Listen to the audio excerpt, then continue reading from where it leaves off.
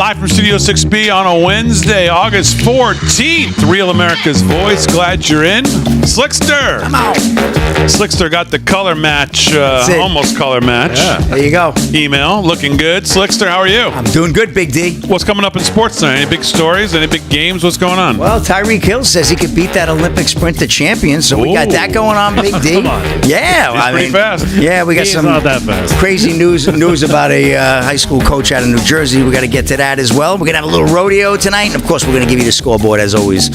All right, I got an email from someone on the rodeo saying that you misstated where the rodeo was. It was in Idaho, not in something around. I forget. I said Idaho. Didn't I say the great state of Idaho last night? Yeah, I think you said Iowa. No, you said Iowa, yes. Yeah. You said we love Iowa. Iowa. I might have said we love Iowa, but it was Idaho, yeah. Yes, exactly. So, okay. Rick Delgado's going to do the news. Mr. Delgado, how are you? I didn't get the wear white tonight text like you and Slick did. No, but I like your Crazy Town shirt. Well, of course. Well, we can't see it, but that's a classic shirt. That's a classic. That looks good. Still can't see it, but there you go. That looks good. Wow, nice. How are you? I am well. What did you do today? I did some prep. Any UFO sightings? Actually, no. But I did come across this Bigfoot story. You'll be very interested in. I'm going to debut it tomorrow night. Bigfoot story? Yes. You're going to debut it tomorrow night? Yes. I'm still gathering information on it. Oh, of course. Still doing a recon? Yes. Okay, very good. Kevin Downey Jr. is here as well. How are you? Good, thanks. How was your day? You know what? I was actually once again sparking up a little jazz salad with the Pope, and we were just talking about Bigfoot and the difference between Bigfoot and Yeti and who would win in a fight. Oh. That's what we did. Wow. Okay. He's on Team Yeti. Oh, really? Yeah. Okay, very good. Okay. All right. Well, we're off to a rousing start here. 2 minutes past the hour of 8, so lots to do. It's a polarizing show. Delgado will do the news. Kevin Downey Jr. will have some news as well. Slick will do sports. Aaron and Fran holding it down as always. Anyone heard from Harry on the highway? No. I think Harry on the highway is actually on the highway. Wow. Like literally on the highway? Like I walking think so. on it? I think he's on his way He's to hitchhiking. some event. Hitchhiking Harry on the highway. I haven't seen him, Harry. Yeah. Did anyone see President Trump today? I heard President Trump today. Saw some. We have a sizzle reel of President Trump today. Excellent. I heard he was very high energy. I heard he was very focused on policy, framing how terrible Kamala Harris would be, talking about issues that matter to voters. I also saw in the Wall Street Journal today, headline article, are Trump's rallies becoming a losing proposition? And I'm thinking to myself, is someone listening to this show? What's going on here?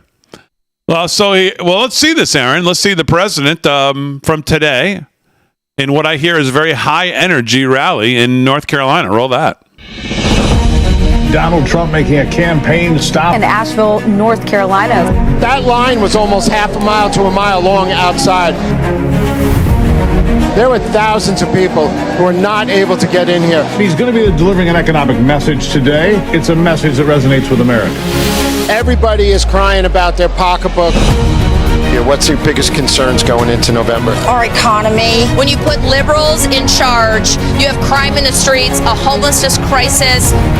Kamala Harris still has no plans anywhere on what she's going to do with the problems that she and Joe Biden have created. I know that Trump will be able to make America great again. President Trump actually does understand how to connect with the American people. He likes challenges. My biggest issue is illegal immigrants coming to this country illegally, and they're taking away our houses, our businesses. It's not the America that I grew up in. We want to save this nation and take it back to its greatness.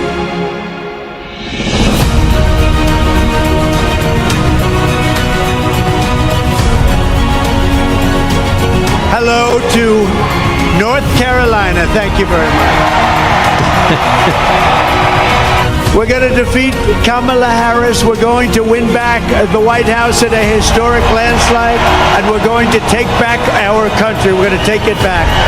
We are going to fix every single problem Kamala Harris and Joe Biden have created, and we are going to save our country. We are going to save America. Drill, baby, drill. We're going to bring energy prices down. We're not going to let this incompetent socialist lunatic keep breaking our economy for 4 more years. It'll destroy our country. We will bring back the American dream bigger, better, and stronger than ever before.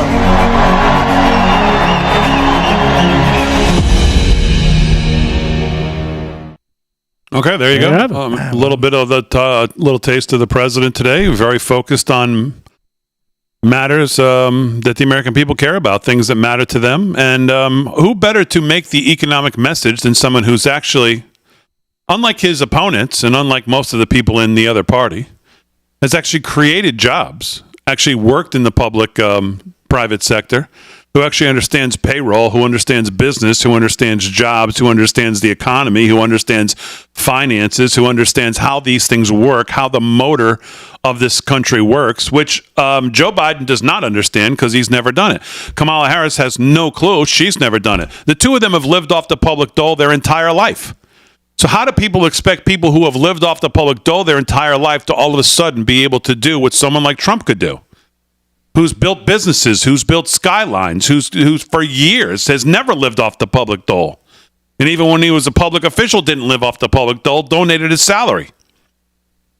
So you take these losers who have never created anything in their life, never held a job in their life, done nothing but live off of you, your taxes, and your payroll, and we're supposed to buy the message that they're going to be better for the economy, they're going to be better for small business, they're going to be better for the financial well-being of this country, which is a disaster right now, under both sides, quite frankly? I don't think so. This message that she's going to try to push, that somehow she's going to be better, and she's got all these magical ideas that, well, we've heard before because she's copying things that he's talking about. And she's the same person in this party told us Joe Biden belongs on Mount Rushmore. But now, all of a sudden, well, we're trying to separate her from his policies. It's the Biden-Harris administration.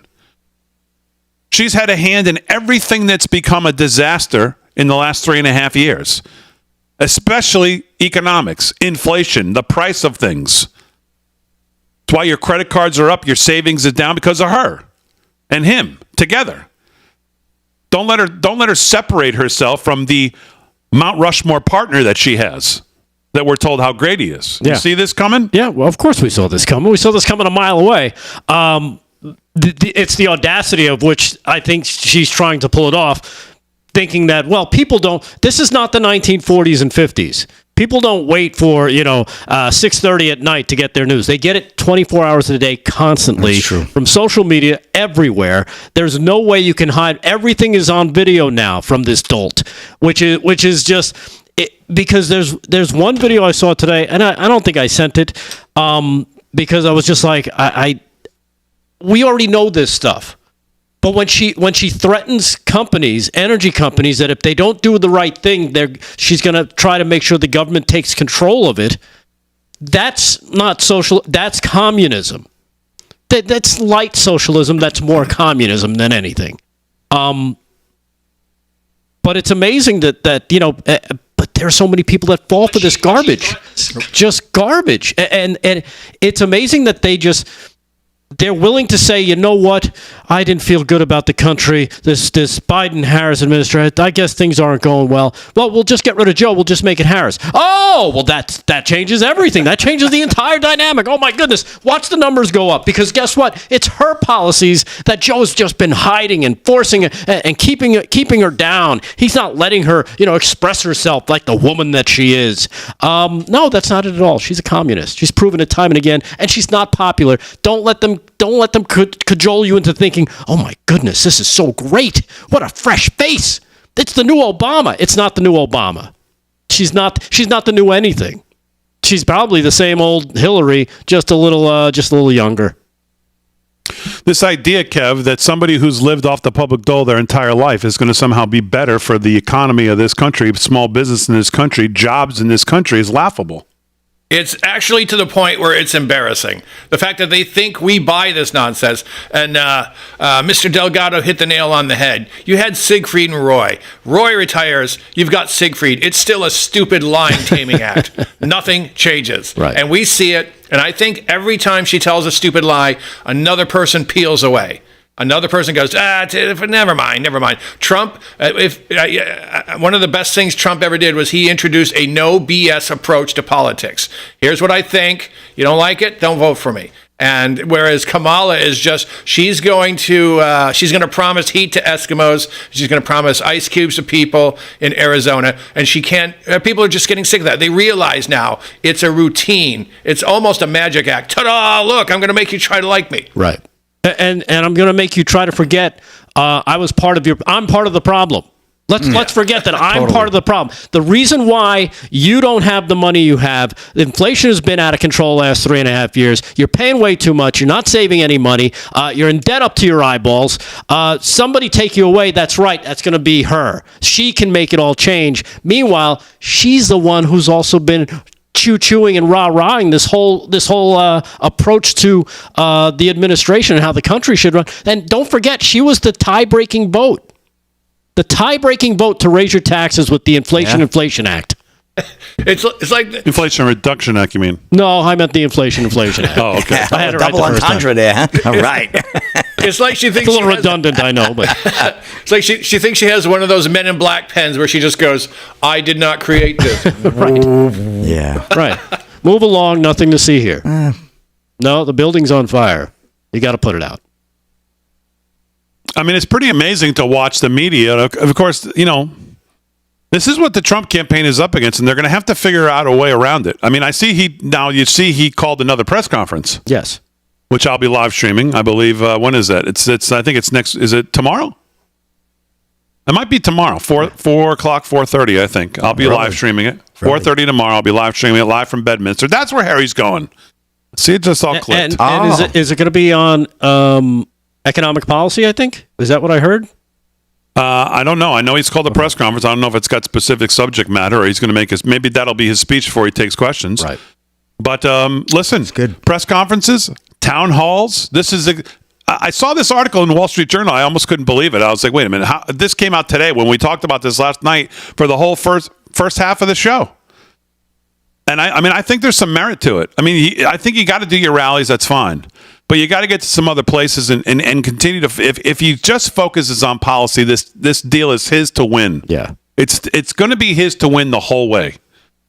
I know people getting frustrated with this, but with the media, we're just going to have to deal with the fact that the media is going to carry water. They're not going to force her to answer questions. Although you're starting to see even. I saw that dope Jim, what's his name over at CNN, Acosta? said to him, oh, jeez. What would it kill you to do a press conference here?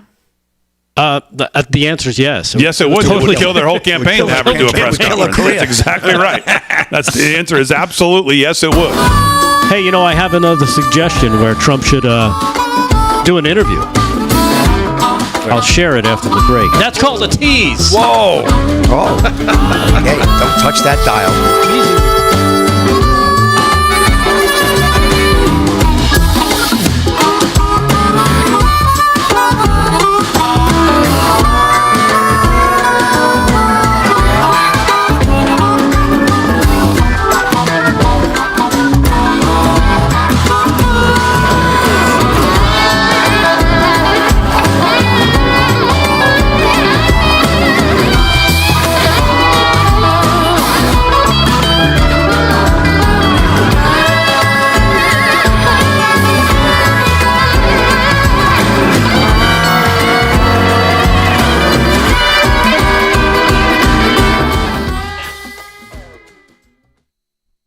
All right.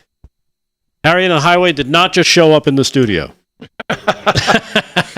Actually, he just said he came by to pick something up. We thought it was him. He is on his way to Bedminster, as a matter of fact. He just had to pick something up. He had to pick up some camera goods. And some chest hair lotion he left in his office. So when you see Harry out at Bedminster, look for Harry Curl. It's Harry Curl. He needs Harry Curl. the finely conditioned chest hair. Harry Curl. Harry Curl. Good thing he walked out. He killed me. He would have hit you with your shoe. Exactly. Oh, I got to get into the socials. Which ones are we in? We're in the Rumble. We're in the Facebook. We're in the YouTube. We're in the Twitter. We're in the X. We're in the Getter chat. How's the YouTube? We got 20 people. Let's see. Hey, I got to reboot. Where's my friends in the YouTube? Zier had a microphone with one of these flags on it. Is there one I can take to the Trump rally Saturday to interview people? You can ask Damon after the show. Yeah. Okay, thanks. I'm sure he might just give you one of the flags to take with you. Oh, yeah. You said flag, right? Yeah, well, I don't know if this is going to fit on. The microphone I have is more of a studio mic. Oh, okay. Well, and I wouldn't know what to plug it into. What do you plug it into? What? This. Is he plugging that into? Oh. How does he record audio? Okay, yeah. No, you don't want to talk. I don't want to talk to him. I'm his agent. I heard it on the call. Yeah, I wasn't on the call. Don't worry. I won't tell anybody.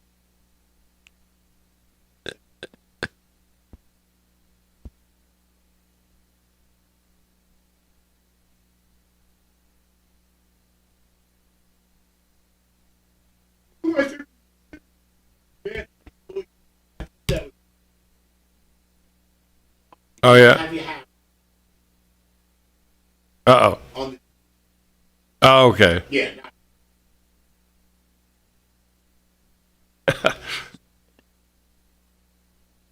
Do you have a time for that? The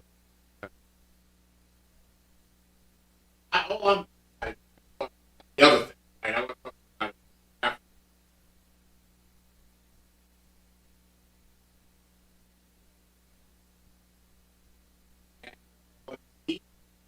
Uh-huh.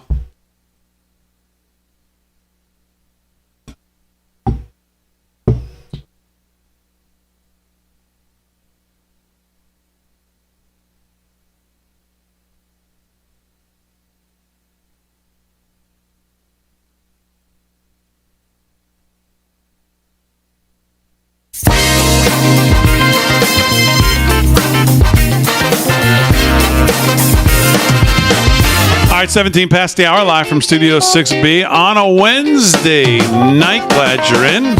Slick's going to do some sports. Delgado's got some news. Kevin Downey Jr.'s got some news as well. New York Post, just what we were talking about, headline, Kamala Harris tries to distance herself from Biden in yet another policy flip-flop. Everything about her campaign is absolutely fake. And this is exactly what we're saying. This is the new thing. She's going to try to distance herself from Biden. Meanwhile, months ago, they were all telling us how this guy belongs on Mount Rushmore. He's the greatest progressive president we've ever seen. This is the greatest administration. They've gotten more done. And all of a sudden now sounds like she doesn't want to be a part of it. Well, according to Karine Jean-Pierre, there's no daylight between the two, you know. No daylight. I remember hearing that on many occasions from Karine Jean-Pierre. Sacre bleu. Right. This is from, who is this from? Josh Christensen in the Post today. Kamala Harris is furiously trying to distance herself from Biden's record, while also disavowing the far-left policies that she hardly embraced just a few years ago. The result is a campaign run entirely on style over substance, since Harris took the Democrat mantle from Biden last month. And Democrat campaign operatives warn that she risks voters catching on and realizing that she's selling only cynical political opportunism. Well, I think if you're smart enough to realize that, you've already realized it. Yeah. People who don't realize it are never going to realize it, and they're going to vote for it no matter what. And unfortunately, there's too many of those type of people. It's a marketing strategy that is TV-esque, one senior Democrat aide said. With such a short timeline now, policy matters less than personality. And that is, I think, really one of the key things to it. They think they can get her across the finish line because they think the clock is on their side. And they might be right about it. Because if I'm her, I'm not taking anything, I'm not doing anything till January 21 of 2025. She can go that long. I heard what's her name? Dana Perino from the 5 talking about that today. She said she gives her till the first week of September. She thinks she can kind of massage the next couple days, get through the weekend. Of course, the DNC happens next week, so there's no questions there. And then she'll have to probably do something the week after the convention, maybe a light sit down. She thinks that's probably the earliest we might hear something. Yeah. And she'll get no questions in a light sit down either, no. which makes it all the more stunning that she's afraid to do it. Who's she going to sit down with? That lackey from NBC there, the guy who cries on camera, or Georgie at ABC, or Sunday afternoon. That unwatchable host of Sunday on CBS in the morning there, Brennan or whatever the hell her name is. I mean, she's not going to get any real questions from any of these losers. Yeah. I mean, total softballs. just lobbed up right across the plate. She still won't do these interviews, even though she knows that's what they're going to ask her what her policy is on the Middle East blowing up, what she's going to do. Or no, I mean, they're not going to ask her anything like that. See, but that should be a cause for concern to people, in the Democratic Party who are like some of the power brokers. Like, look, if she can't even just take on softball questions, we're going to have a problem here because this can't. They know they can't let this last for. At least with Biden, he would get on his, he'd get on his little his computer and have everything. He would do something to like do interviews. If she's not going to do anything, which she hasn't done anything, I don't know. I don't know if they can pull that one off. That would be a magical trick that I don't think I've ever seen, where you don't do anything. But somehow you would have to surpass 80 million votes doing nothing. She couldn't get enough votes to get to Iowa. Well, every time she opens her mouth, their voters respond with how they feel about her. And they say, yeah, thanks, babe. I got more problems than I need. Moving on. Yeah. She's this problem of not taking any questions, is speaking of going into sports here, which we'll do right after this, has caught the attention of someone in the sports world. Take a listen to this. Oh, Steve, I wish I could. Stepped aside. He sounded good there. As the presumptive Democratic nominee on July 21st. Okay? Now I'm going to look at this right now. I'm looking at my calendar because I want to make sure. July 21st was a Sunday. We've had 1 week, 2 weeks, 3 weeks, and 1 day since Joe Biden stepped aside. The only damn place we've seen Kamala Harris is at pep rallies. What's up? Somebody got to say something. And it can't just be the conservatives. Right is right. I'm talking to my sister here. Come on now. You running for the presidency of the United States of America. You got to vote. You running for the presidency of the United States of America. What you hiding for? And I mean hiding in plain sight. Somebody got to say it. Somebody got to say it. Now, you can't be running for the presidency of the United States. Not one single press conference, not one single one-on-one sit-down interview where somebody gets to question you about the questions that we ask. That's not fair. That's not fair. And if you're a conservative and you out there lambasting her for it, ridiculing her for it, trying to torment her for it or whatever, it is perfectly within your right to do so. All of you anti-conservatives out there, shut the hell up. That's a valid point. It ain't valid to bring up a blackness or an Indian heritage and to try to point to things of that nature. That's nonsense. But to ask her about her record, because she is attached to the Biden record, is definitely apropos, especially when you were bragging about the record. We talked about Biden being a transformative president. Well, stand on it then. Stand on it. Where you at? Yeah. Where you at? That should be the new shirt. Where you at? Yeah. Stephen A., where you at? You know what's crazy is all his grievances, right? With Kamala Harris, but in the first 20 seconds he goes, "You got my vote." You got my vote. Yeah, real intelligent. Like, wow. This is why we're doomed. Yeah, so then, why do you care? Yeah. That guy is. Why do you care if she already has your vote and she hasn't done a thing for it? Why do you care? He's ridiculous. You got my vote. I got to listen to. He busts on the Cowboys all the time. Now I got to listen to this crap. I wonder if she has his vote if she continues to not answer any questions. Yeah. I'll vote for you, even though you got it. You got my vote, Damon. You got my vote. Come on. Yeah. This is what we're up against. Guy screams. You got my vote. Yeah. But let me list a bunch of things here I don't like, but it doesn't matter. I'll vote anyways. And basically what he's saying, as long as she answers questions, they don't have to be right, they don't have to be smart, they don't have to be they don't have to make any sense at all. But as long as she answers questions, then it's okay. If I'm her, you know what I'm doing tomorrow? I'm booking my first interview with him. Yeah. He's already. She already has his vote. It's in the bank. Which reflects poorly on him. Right. You haven't said a word, but I'm on board. Yeah, I'm on board. Team Kamala. But man, oh man, row the Kamala canoe with you. I love what you're not saying. I'm voting for you. Yes. Right. I love what you haven't done and will refuse to do. You've got my vote. I'm on board with this. Absolutely. The boat's sinking, but I'm on board. The worse than the basement strategy, the silent strategy, the avoid a microphone at all cost strategy, I know. and let the media run or carry my water for me. But no, I'm voting. You got my vote. It's like one of those videos that they go around. It's like one of those videos they go around to supporters of her. Charlie Kirk put one out, I think it was today. Oh, that's yes. Yeah. Oh yeah. So what is the big accomplishment? Well, I can't really tell you. I like her vibe. I'm here for the vibe. Yeah, she's got a vibe, and my favorite was she's a woman. She wears she wears Dior. I like her shoes. Yeah. She's a woman. I mean, she's got my vote. Yeah. I like her vibe.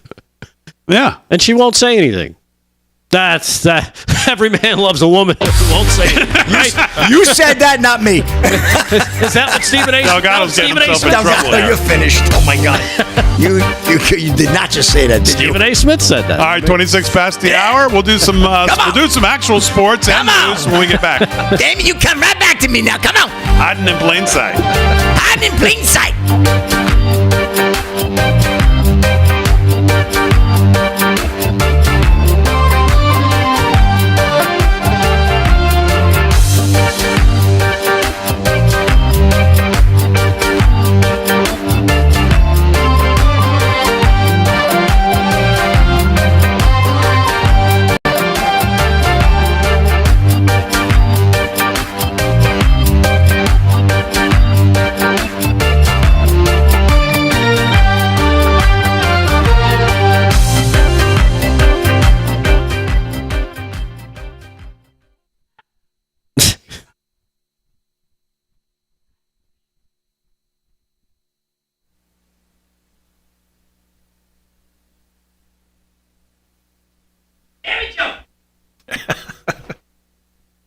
Slick's losing it. I know. All right, let me say hello. I haven't said hello to the social media audience here. If you're on X or whatever you're on, what happened to my? What happened here? You like that? The Harry curl. It shouldn't have killed the stream. It's still going. Okay, there we go. I'm back. There's my chat here. All right. All right, come on. Put your hat on when you talk like that. Beth on Facebook, hello. Sue on YouTube, hello. Peter on Facebook, hello. Greg on Facebook, hello. Jeremy on Facebook, hello. Joe on Facebook. A lot of Facebook tonight. X, Gary on X. Buzzard on YouTube. Chris Allen on YouTube. Little League Baseball World Series is going on. Bucky's fan on YouTube as well. I think the Little League. If you're on YouTube, smash the like. Hit the subscribe. I don't know about reporting on that, but this is good. You did last year. Damon needs his hat with that outfit. I got my hat right here. But they're giving softballs to Kamala. I don't want to start that.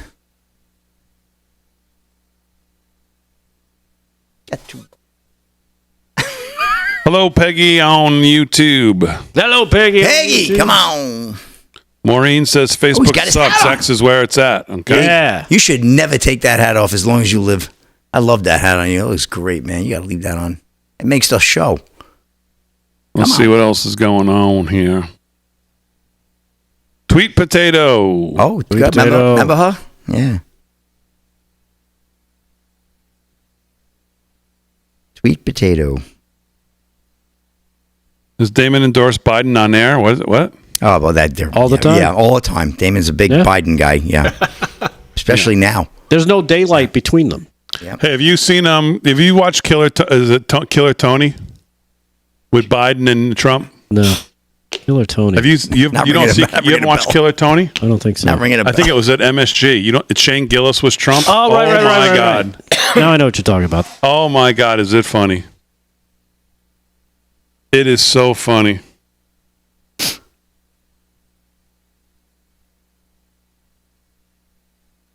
Shane Gillis is good. He does a good Trump. He does a great Trump. He does a really. He's got the timing of it. The mannerisms down too. And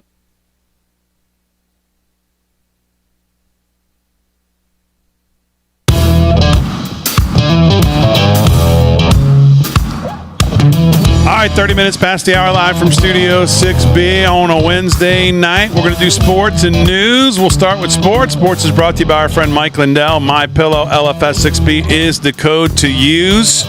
We appreciate when you use it. Great savings over there at mypillow.com/LFS6B if you use our code at checkout. Up to 60% off all the pillows, towels, slippers, mattress toppers, mattresses. Saw some people buying some queen mattresses. Man, the price was just ridiculous. Great stuff from Lindell as we head into, it's unbelievable, but almost the shopping season is upon us. Coming in. LFS6B is the code to use at MyPillow. And, of course, we always throw in one of our shirts, shirt of the month. Absolutely free if you send in your receipts to lfs6b@yahoo.com showing that you used our code. Just give us your size and we'll send you out. I was wearing it just the other night, that shirt of the month, the Trump picture with the American flag with November 5th. We the People shirt. That's the shirt of really, it's been the shirt of the year for the election season. That is a beauty. So we're sending that out. All right, let's do some sports, Slick. What's going on? All right, Big D. Well, let's go to the scoreboard first, of course. We got the Rangers and the Red Sox tied at 4 up in Fenway, bottom of the 8th. Bottom 7, Orioles over the Nationals 3-1. Guardians lead the Cubs 4-1, bottom 7. Top of the 6th, Phillies over the Marlins 6-5. Mariners right now blanking the Tigers 1-0, bottom 7. Sorry about that, Kevin. Cincinnati Reds looking for their 4th win in a row. Might have to get back on the old red bandwagon. Over the Cardinals right now, 7-2 in Cincinnati, top of the 6th there.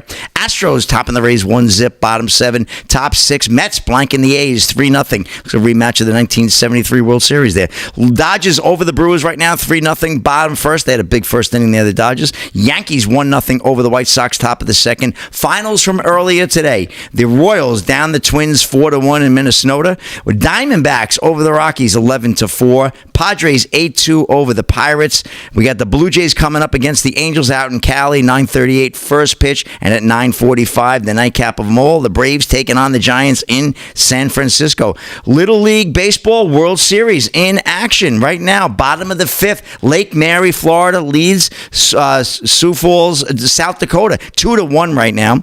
Earlier today, Tamaulipas, Mexico topped Santa Cruz, Aruba, 2-0. Sounds like two great vacation destinations, right, Rick? And here's another great destination vacation. Waialuku, Hawaii, 3-1 over Salem, New Hampshire with the win there. And, Chinese Taipei, Taiwan Chinese Taipei, 8-0 over Surrey, Canada there. And Taipei, they won that series 1-0. These are actually all opening rounds. So Mexico, Hawaii, and China moving on. And we'll see what Lake Mary does. I'll keep you updated on that score a little bit later as well. Get to a story. Well, your Colin Kaepernick lookalike is back in the news, Rick, from the Olympics here. You did nail that one.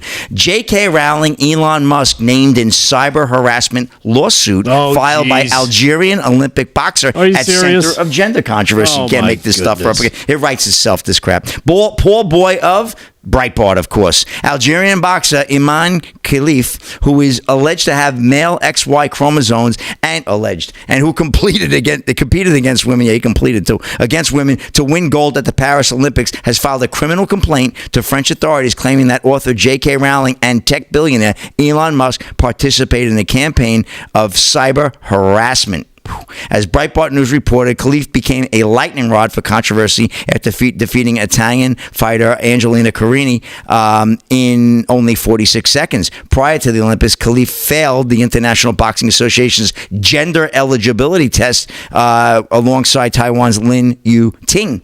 In 2023, the International Boxing Association, known as the IBA, big governing body in professional boxing, President Umar Kremlin explained his organization's decision to disqualify Taiwan's Lin Yu Ting. Apparently they saw Lin's Ting. And Algeria's Iman Khalif from competing in the IBA's 2023. That was nasty. Come on, I know I got to be professional here. This is social wing-ding stuff. Talk about Linsanity, huh?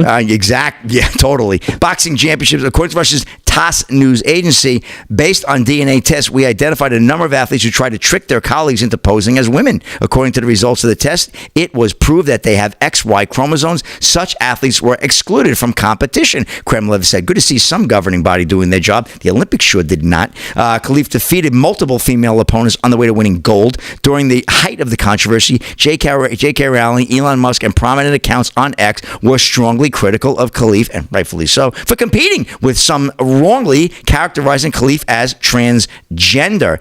Nebu Budai, the Paris-based attorney of Khalif, told Variety that the complaint had been filed the Anti-Online Hatred Center of the Paris Public Prosecutor's Office on Friday, per Variety. The lawsuit was filed against X, which under French law means that it was filed against unknown persons. So that's always a good one. That ensures that the prosecution has all the latitude to be able to investigate with all people, including those who may have written hateful messages under pseudonyms, said Budai.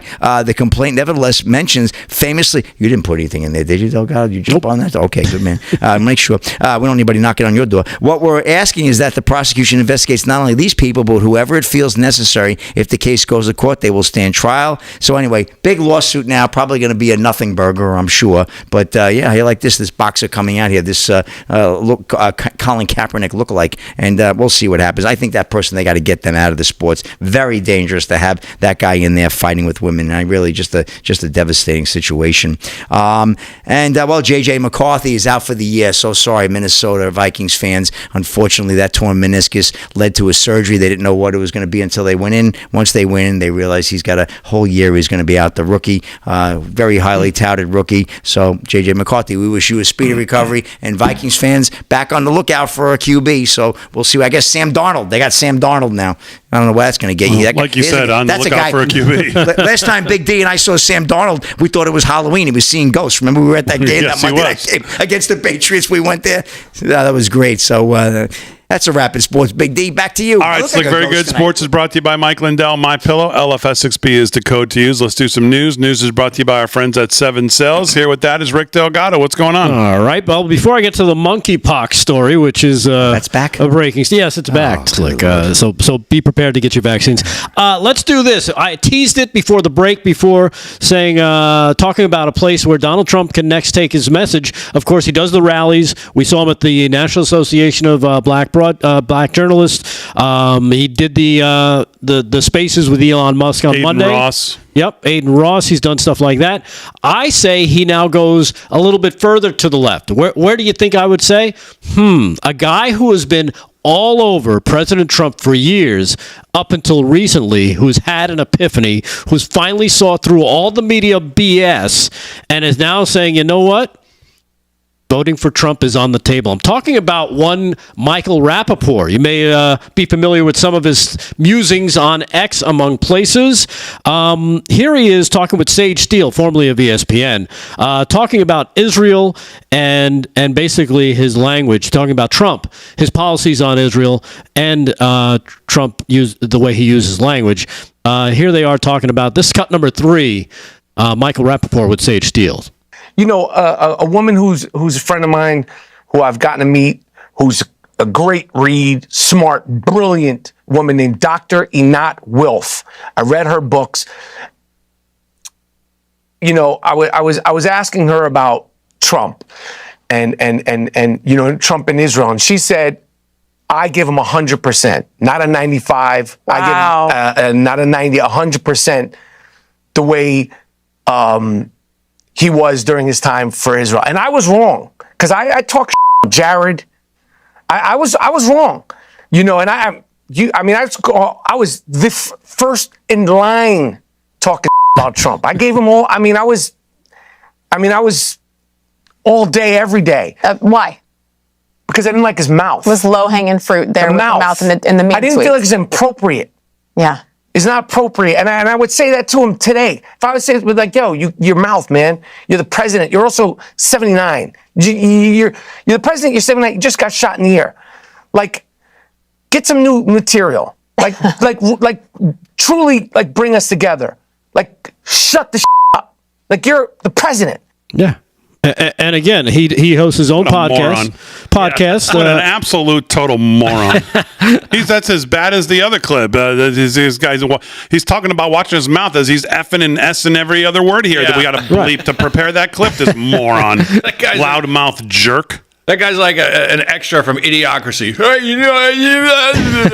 Well, he has his podcast called I Am Rapaport, and here he is talking a little bit more with Sage. Here's talking about voting Republican for the first time.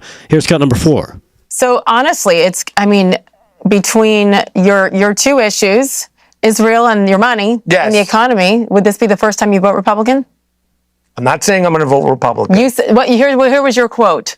Voting for Trump is on the table. Yes. Does that pain you to say? Yes, it pains me. It pains me. It pains me to be wrong. Aaron. Yeah. Well, listen, here it goes. So you think you were wrong He's about admitting him? he's wrong, which is something you never get from lefties. I wasn't wrong about my personal feelings, and I wasn't wrong about everything.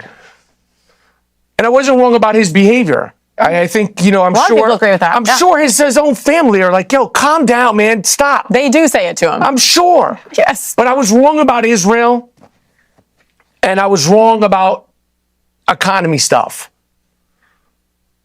I was wrong. I wasn't even wrong about Israel. I was ill-informed about how he, what he did with Iran and the importance of that, and how Aaron, it was put the screws to Iran.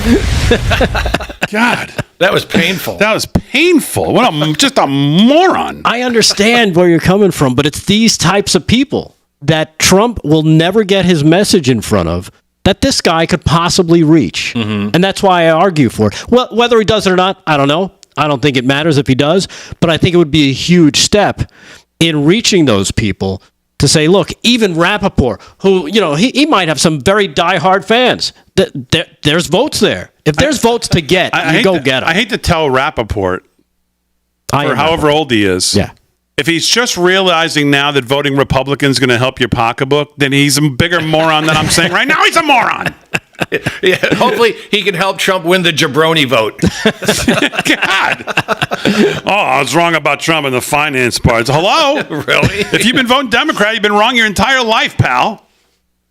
I mean, aren't you like W-2'd being a comedian? All that money you guys get from these concerts, it's probably got to be in cash. You got to be looking at your statements and your taxes, and what are you talking about? Oh, I'm just realizing. Oh, no, shut up. Well, I you're got not one smart. last clip. You're not going to convince us that all of a sudden you're smart and you're. Let me tell you one place you haven't seen Michael Rapaport stumbling out of, the Mensa meeting. You're not going to see him stumbling out of there. So you want one more clip? Yeah, it's a short one. Is it him? Yes. No. Come on. Fine. All right. Here it is, cut number 5. Here he is saying he doesn't agree 100%. Something we all say. As I'm sort of going through this sort of process of understanding. There you go. That perfect. Excellent. Couldn't have timed it better. Anything else in this? Yes, I got plenty. Okay, I got a whole story on that plane that fell out of the sky in Brazil. Did you see that? Oh, my God. That video is hard to watch. Wait till you hear who was on that plane. Terrible. Oh, no, really? I heard. I heard. My wife told me. Not only were there 58 passengers on that plane and 4 crew members, but there are certain doctors on that plane that we'll get into when we do news next time. It's an incredible coincidence. I'll just leave it at that. What? Yeah. Yes. Yeah. Oh, yeah. I know where this is going. Oh, Get your chemtrails T-shirts ready. Like 6 or 8 doctors, right? All right, Kevin Downey Jr. coming up. More sports with Slick right after this, live from Studio 6B.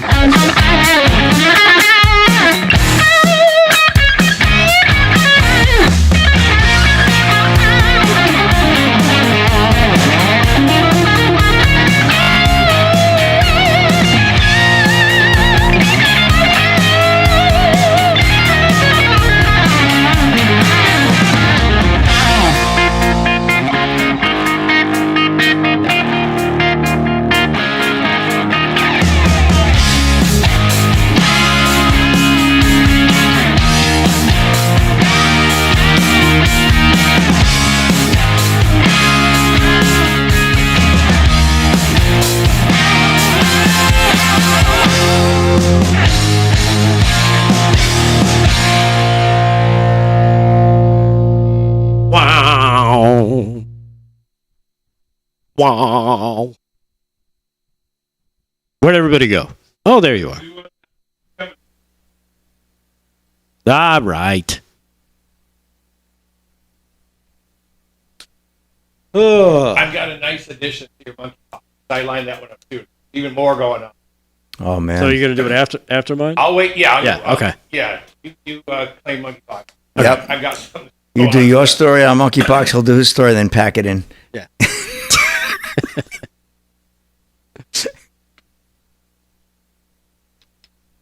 What do you think of Rapaport? Is he a comic? I've never seen him do stand up. I've never seen him do stand up. NFL Network? I think I've never heard of him. I've never seen him speak, but that guy should not be allowed to vote or reproduce. He's not worthy of. We don't want him making decisions or babies that could affect the rest of the tribe. The rest of humanity. I still think if Trump went on his podcast, he wouldn't be the way he is. No. Rapaport would dial it back because he'd be like, "Oh wow, this could make me. I gotta make sure I do a good job here." I'm wondering why Rogan hasn't had Trump on. He's trying to. I think he's just trying to appear like, in the middle, like Musk was, where he's like, "I'm not going to get involved. I'm not going to, have anybody support anybody." That would be a good interview. But that said, what's wrong with an interview? What's wrong with an interview? Exactly. I think it's like, hey, I'm not saying I'm supporting you or not supporting you, but let's do a sit down. Well, he did say he was supporting Trump, though, and Elon Musk did say he was supporting him. But he doesn't have to say it. Right, he doesn't have to say it. He doesn't. No. I'm sure I know where he's going.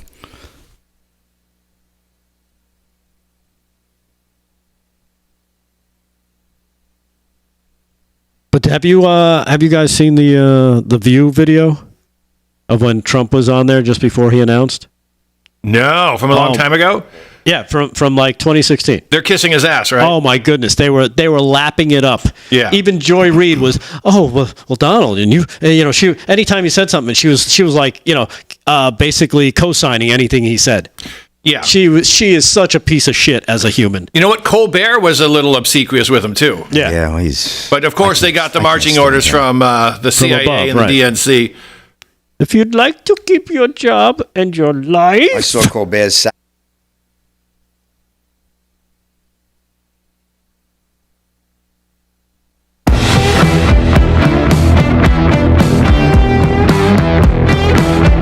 Live from Studio 6B, Real America's Voice on a Wednesday night.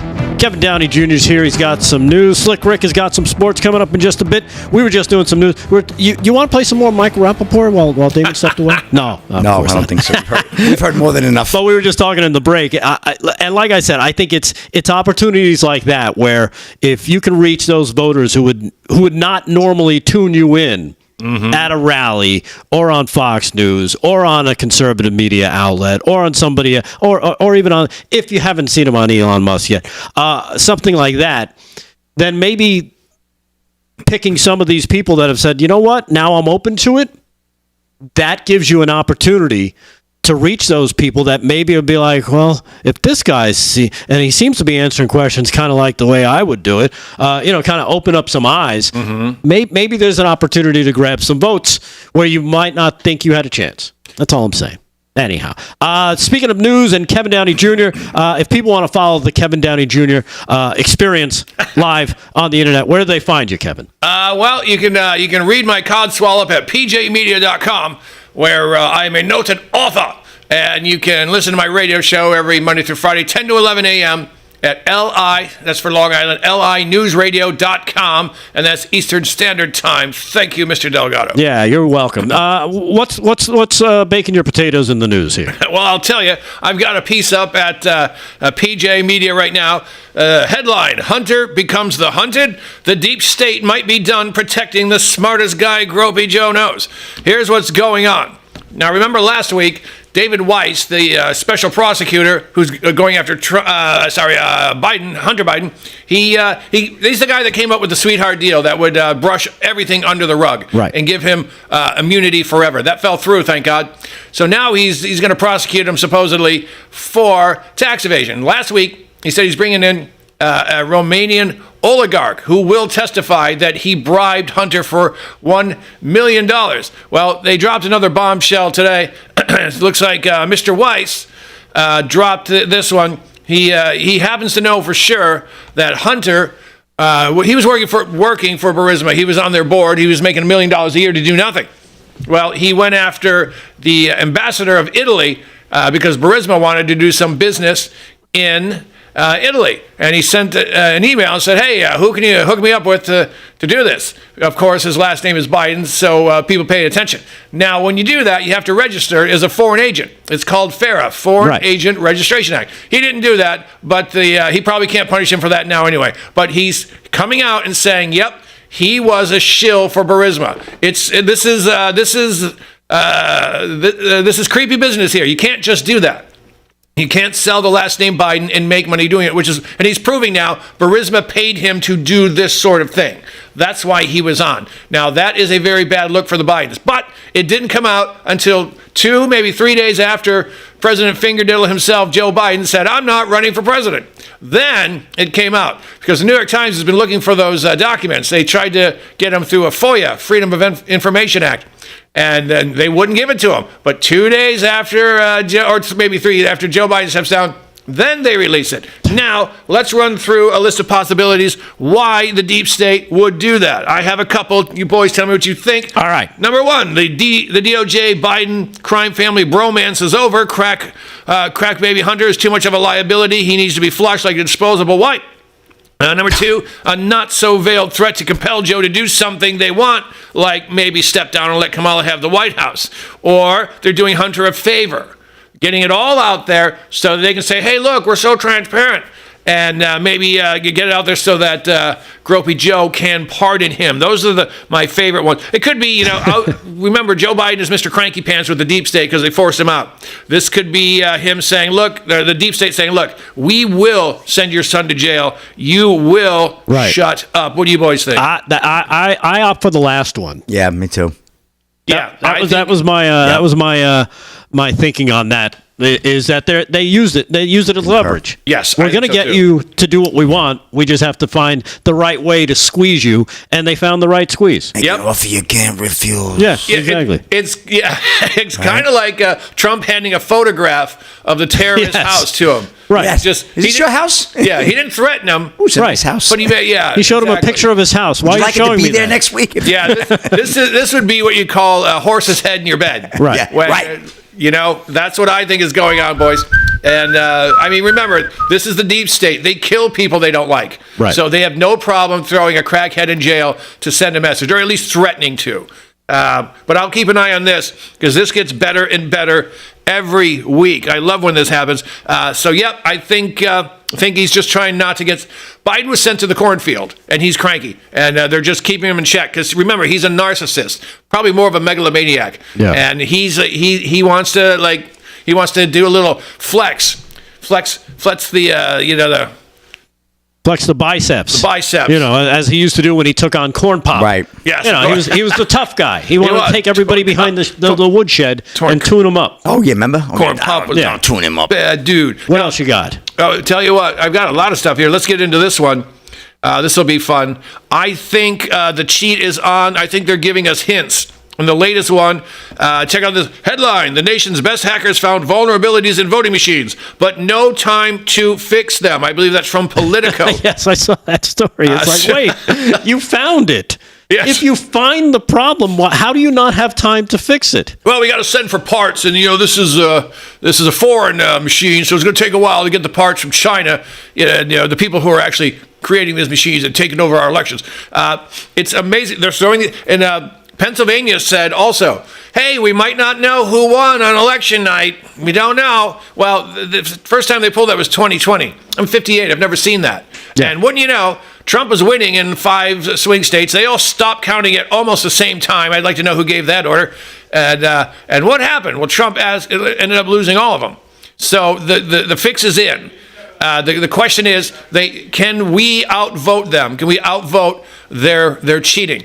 And I will tell you this, I'm watching Venezuela really closely. Right. They got robbed in an election, and I think almost 300 people are dead now from the riots and the protests, and mostly Maduro gunning down people. He took their guns in 2012. Now he said, you disagree with me? Boom. So don't give up your guns, folks, because this is all what they call a harbinger. I think the word, is that harbinger? Harbinger. Yeah, harbinger. Like a binger. A binger, yeah. Harbinger. Well, you know what? Crazier things have happened. Yes. Right? I mean, you always look overseas to what they want to try and bring here. They did it. They did, like you mentioned, they did it in Venezuela. They're doing it basically around the world. As soon as some of these populist movements gain traction, the CIA goes into overdrive to make sure they take them out. You got to take them out. Yep. Right, because they can't have it be too popular. Yep. And you know what I want to throw in? I hate the globalist reptile people, and we just saw a cop from England threaten Americans saying we will come. And I sent a nice little, Oh, I did too. Okay. Yeah. But here's the fun part. I called him a wanker and told him to come get me. Did you?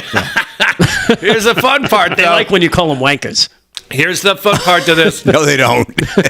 Now, remember, the World Economic Forum is suggesting that there will be a new world order by 2030.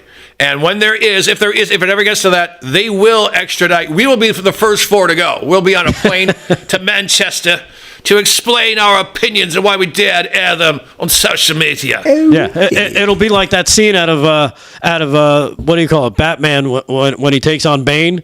Yeah, where you go up to the court there, and they're like, "Okay, we find you guilty. Do you want to be executed or walk onto thin ice and die?" Basically, you're dying. Either one you pick, you die. Pick your poison. Yeah. So we could do that.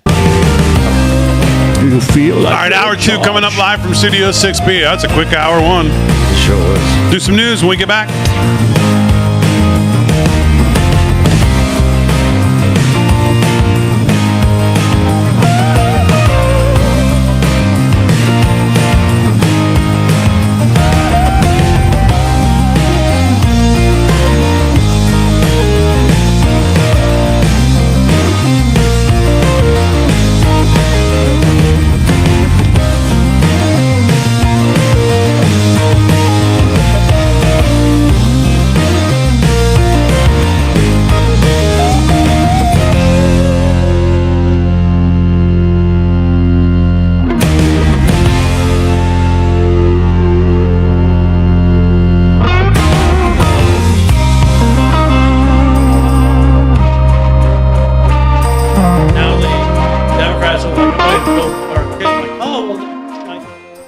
It's about perception to the left, though. That would energize them even more.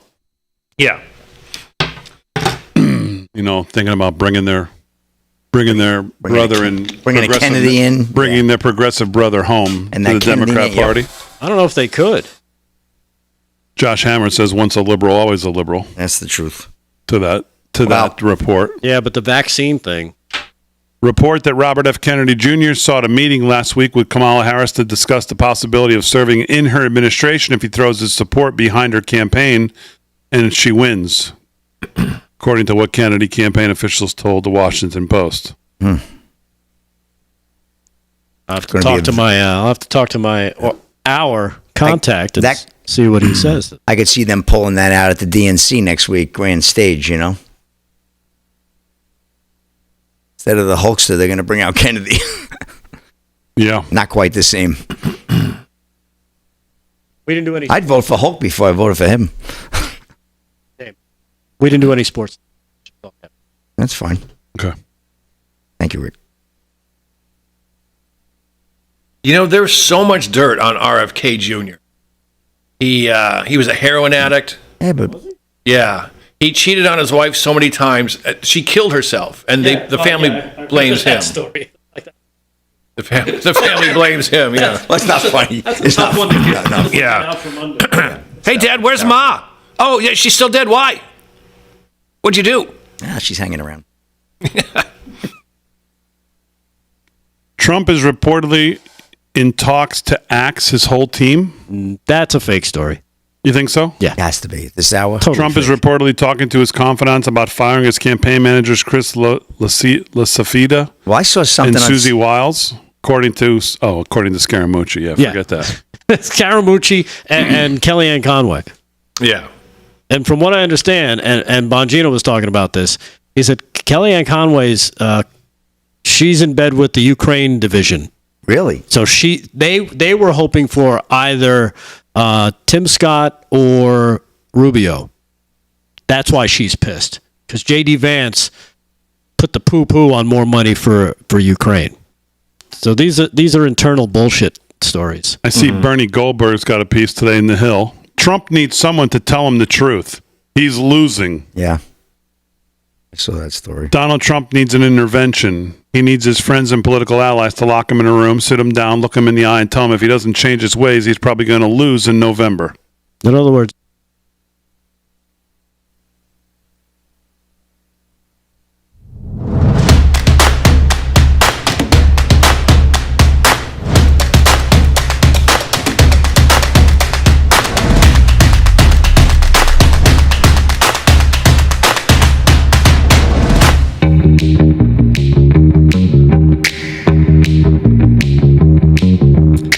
All right, hour 2, live from Studio 6B on a Wednesday night. Slick's doing sports. We're going to do some news, more news with Rick Delgado and Kevin Downey Jr., Aaron and Fran holding it down. So I'm noticing a pattern starting here.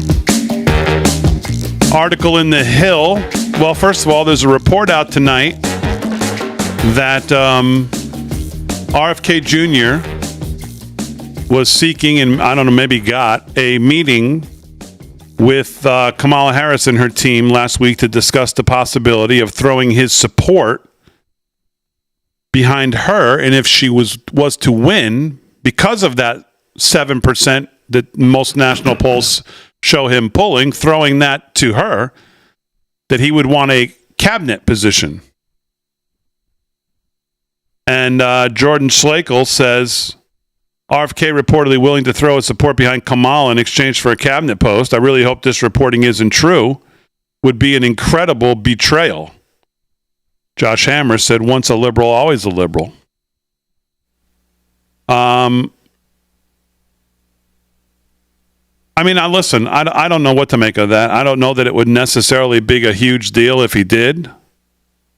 I mean, would it be really that big a surprise? I think it would be more of a surprise to me if he endorsed Trump. I mean, quite frankly, the more if I think about it, I mean, I know where he is on the vaccines, and we said this all along about this guy. He's right on a couple things, but other than that, he's a New York liberal. He's a Kennedy. I mean, he's a Kennedy. Yeah. What is there to discuss here? He's good on the intelligence community and vaccines. Yeah. That's about it. Mm-hmm. Other than that, his he's basically, for the government to control as much of the economy as possible. Yeah. Which is not so good. No. So I mean, I don't really know what the news. I understand it's news because he's in the race and whatever, polling about 7%, and there was some talk about whether he would kind of do the same thing about Trump. Now listen, maybe this is maybe he's talked to Trump and Trump told him to go scratch. I don't know where this is coming from, or even if it's true, but it's out there. Also out there tonight, you're seeing a lot of this talk. Headline, Daily Mail. Trump is reportedly talking to his confidants about firing his campaign managers, Chris LaCivita and Susie Wiles, who, according to Anthony Scaramucci, are very talented people. And this is not the first place I've seen this report. I've seen other tweets about should Trump fire LaCivita and Susie Wiles, and other conservatives, talking heads with shows say, yes, he should, and he needs to be talked to.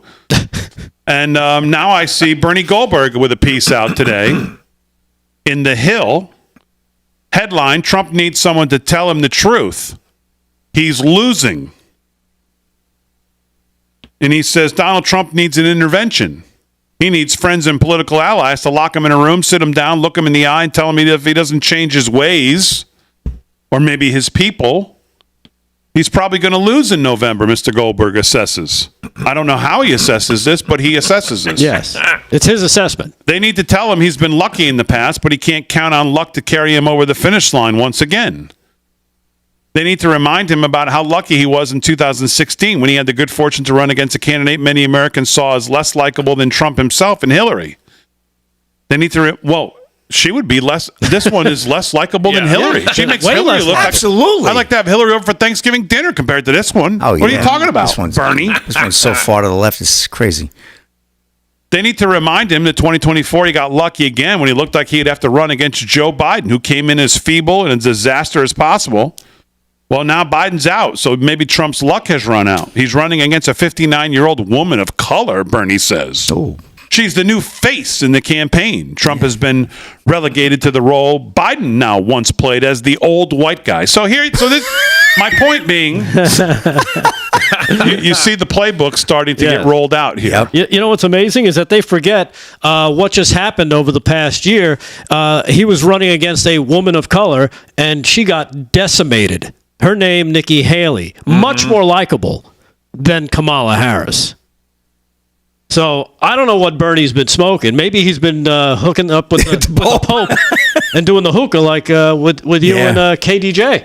Bernie hitting the bomb. Bernie's hitting the Maybe bomb. someone needs to tell Bernie the truth. Is that he's writing Bong Bernie. when you write supposedly from a right-wing perspective and to left-wing rag outlets, nobody cares about what you're writing about. You know what? He might be falling for this fake Kamala mania stuff too. Yeah. Now remember, and this is great. This is how sleazy these swamp wigglers are. A bunch of polling places stopped polling on August 4th because that's when the honeymoon was over for Kamala. And they're just starting to now. The only one I really trust anymore is Rasmussen. And as of today, Rasmussen has Trump up 49% over Kamala 44%. And 4% said they vote for someone else. And that's not including, that's if you take out, what's his face? RFK Jr. You take him out, but if you leave him in, he still wins by 3%. So I think people, and you know what? I got something later. Fake headlines. The Kamala campaign has been tweaking headlines in Google searches, and they got busted to make it look like certain people were on her side. Did you see that? Yeah, that's insane. Yeah, they took headlines that were positive about her and made them more positive. Yeah. So it's like, wait, it was already good for you. What the hell are you doing? Yeah. This is huge. That's called making a problem where there wasn't one. And now who's doing that, though? Is Google allowing that? How do you? Can I go in and change a headline and say Kevin Downey Jr. is great? Yeah. I'd do it for you. Okay, thank you. You're welcome. That's appreciated. Oh, you're a great guy. There's a poll from Pew Research today. Since we're on the topic of the playbook being rolled out and some of these fake polls that you should pay no attention to. But there is one from Pew Research that I did notice that has Harris 46%, Trump 45%, RFK 7%, other 1%. And I don't think that's out of the realm of that could be possibly where we're about sitting, about a 1-point race either way. Could be a little more. But there's other things in this poll that caught my attention. Male, Trump 49-44. Female, Harris 49-42. 49-42 is not the number you would expect, I would think, female for Harris. Only up 7. 18 to 29-year-olds, Harris 57-29. Ages 30 to 49, Harris 45-43.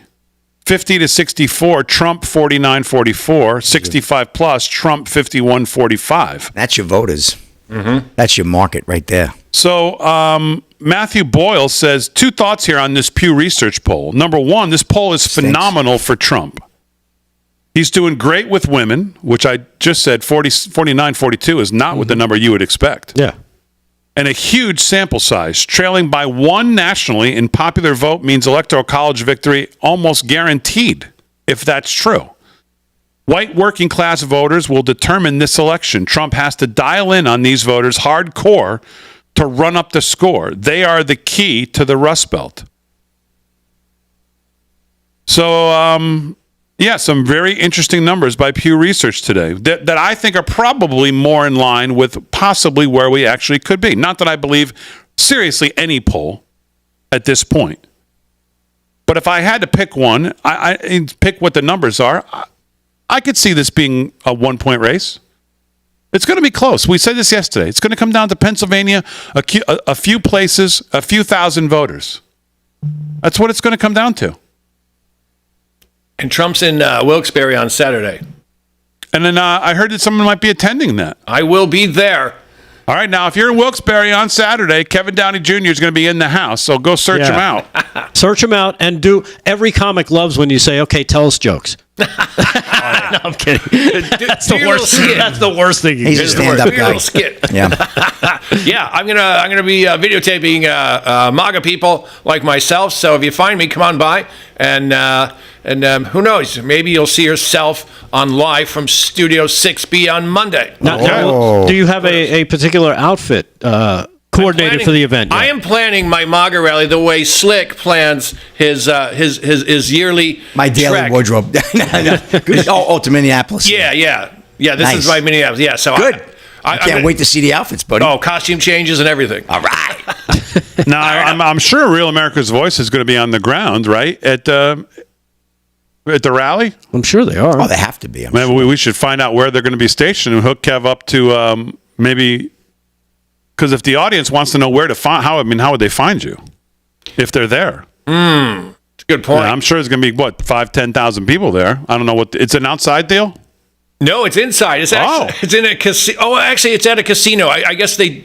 I don't. Oh, wait a minute. Big D's going to be. Hold on, Big D's going to be. Newsflash. Kind of gamble now. Big D's going to be covering the Trump rally on Saturday with hands-on experience. Big D. You'll catch him at the Baccarat table. Set the camera up. Banker, please, banker. Oh, I'm sorry. Trump, yeah. You know what I'll do? I'll tweet it at KDJ Radio Show. I will tweet where I will be. Stop by. We'll have a bourbon, and nice. we'll clown slap the commies, and we'll talk about whatever you want to talk about. I don't really care. Talk about that time I was smoking dope with the Pope, and we were looking for Yeti. This is at the Mohegan Sun Arena in Wilkes-Barre. Is that what I'm hearing? Yes. Oh, Yes. boy. There's a great comedy club there that I work. That's not a far ride. Big deal. Be there in 3.5 hours. And this is on Saturday? I'm going to be in... You're going to be in Pennsylvania. Yeah, where is that? I don't know. Oh, man, I got to... What are you doing, going to the Amish country? That could be nearby. It's about 3 hours away here. I'm going to be in Pennsylvania with my son for basketball. Oh, hey, wow. That may not be too far from where you're going to be. I'm out. Really? What town are you in? I'll tell you in a second. I'm going to look it up. Oh, Trump's in Wilkes-Barre. Mannheim, Pennsylvania, I think. Oh, I heard of Mannheim. I know Mannheim. They have steamrollers there, right? No, it's music. Hold on. I think I know where that is. I think you're going to be pretty close. Yeah. Okay. Well, I may have to come over and see the Trump rally and Nice. see the baccarat table.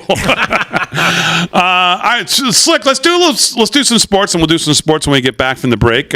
Sports is brought to you by Mike Lindell and MyPillow. Slick's got it. What's going on? Okay, former NBA bust wins Republican Senate primary. This is Sean Keane of Yardbarker. Royce White never scored a point in the NBA after he was a first-round pick in 2012. Now he's the GOP's pick to challenge Senator Amy Klobuchar in the election this fall. White received 38.5% of the vote on Tuesday's Republican primary election, defeating his closest candidate, Joe Frazier, who pulled just over 29%. The former Minnesota high school basketball star is a devoted follower of Donald Trump and is rebounding from a failed congressional campaign in 2022. While the Huffington Post called White a former NBA star, he only played 3 games and 9 total minutes in the league. Wow. Committing 2 fouls and missing his lone shot attempt. The Houston Rockets drafted White with the number 16 pick in 2012, but his struggles with an anxiety disorder and fear of flying led to his never-ending taking the court for the team. White and the Rockets reached an agreement where he would use a team,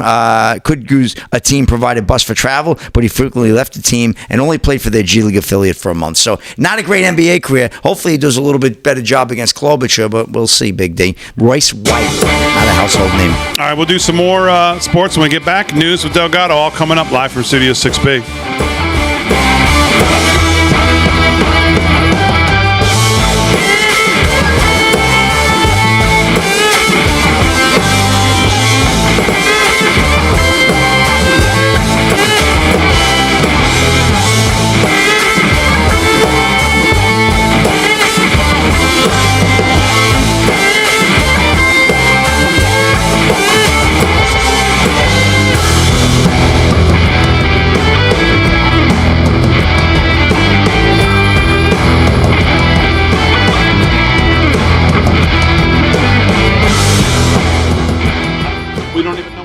I know. That's not fair.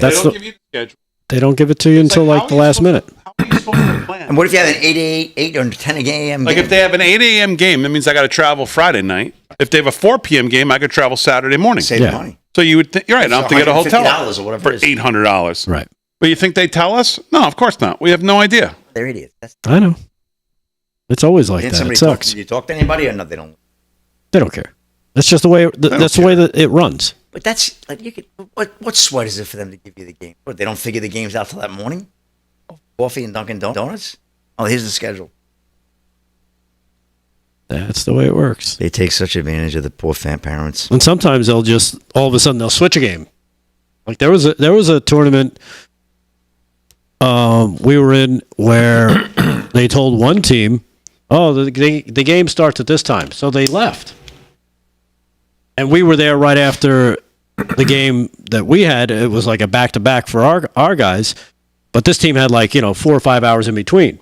So they left, and then all of a sudden they get a call. They're all in the cars like an hour away. Like, come back. Your game is now. So, of course, that team didn't win. Damon, you have reads here.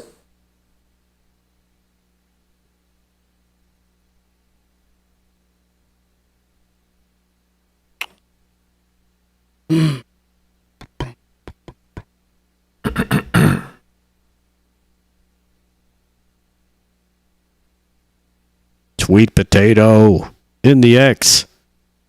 Just blasting through. My Patriot Supply, Bert. In the Rumble. In the Rumblers. Wilkes-Barre. No, Wilesbury. Yes, I know.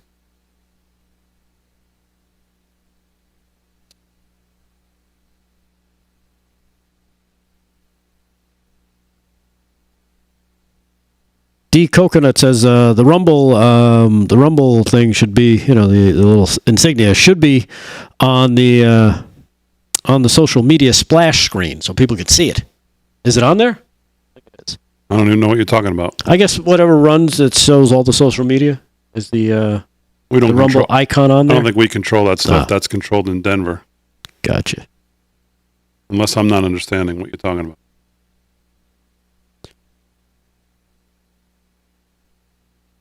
Well, I put it out there. We'll see what happens.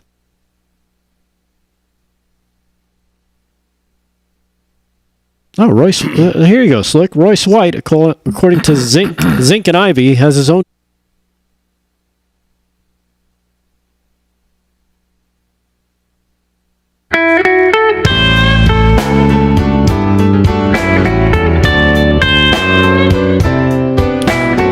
Well, let me talk to you about our friends over at My Patriot Supply. Sounds like the blues.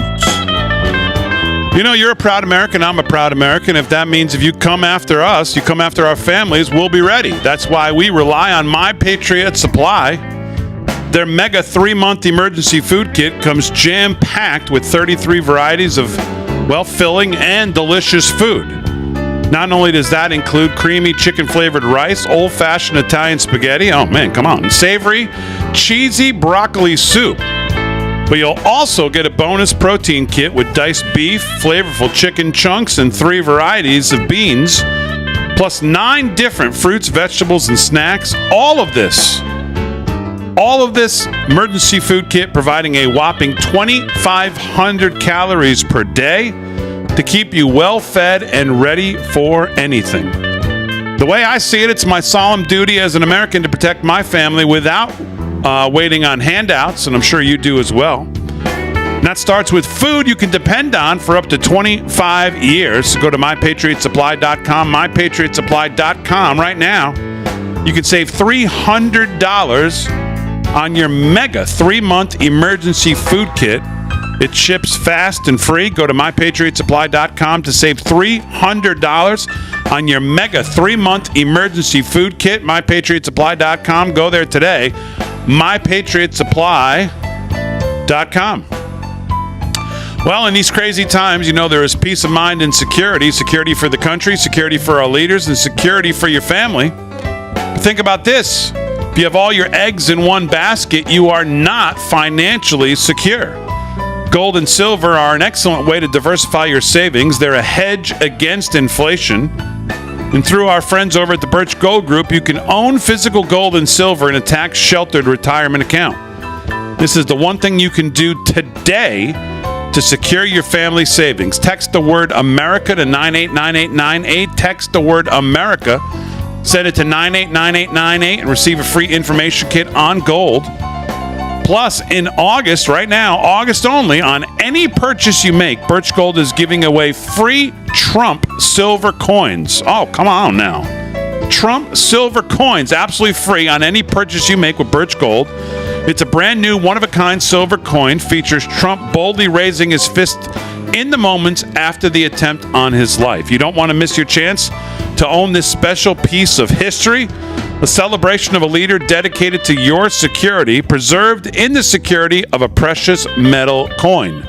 So secure your savings today. Get your free Trump silver coin. Text America to 989898 today. Text America and send it to the number 989898 today.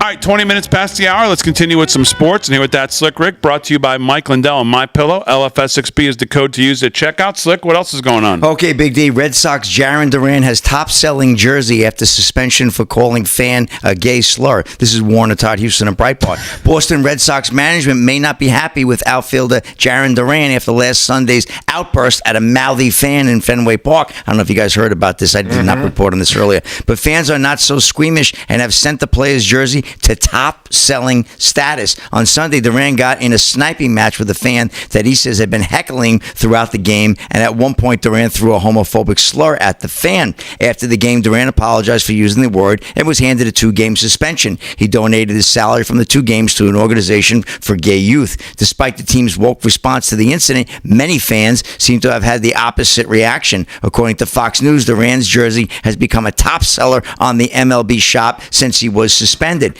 Duran is one of baseball's standout players and currently leads with 13 triples and 36 doubles in the American League. Most recently, he earned MVP honors at the MLB All-Star Game. He's a big name and has a .291 average with 14 homers, 36 doubles, 13 triples, and 29 stolen bases in 33 attempts. So his jersey became a big seller there over that situation, which is very interesting. You know what the management might want to be upset over? I mean, I don't know this story that well, so I don't know what he said or whatever, but you know what they might want to be upset about? They might want to, during one of the games, actually might want to go watch the people they're putting on the mound, like their pitching staff. That might be something they could get upset about. Exactly. Because they stink.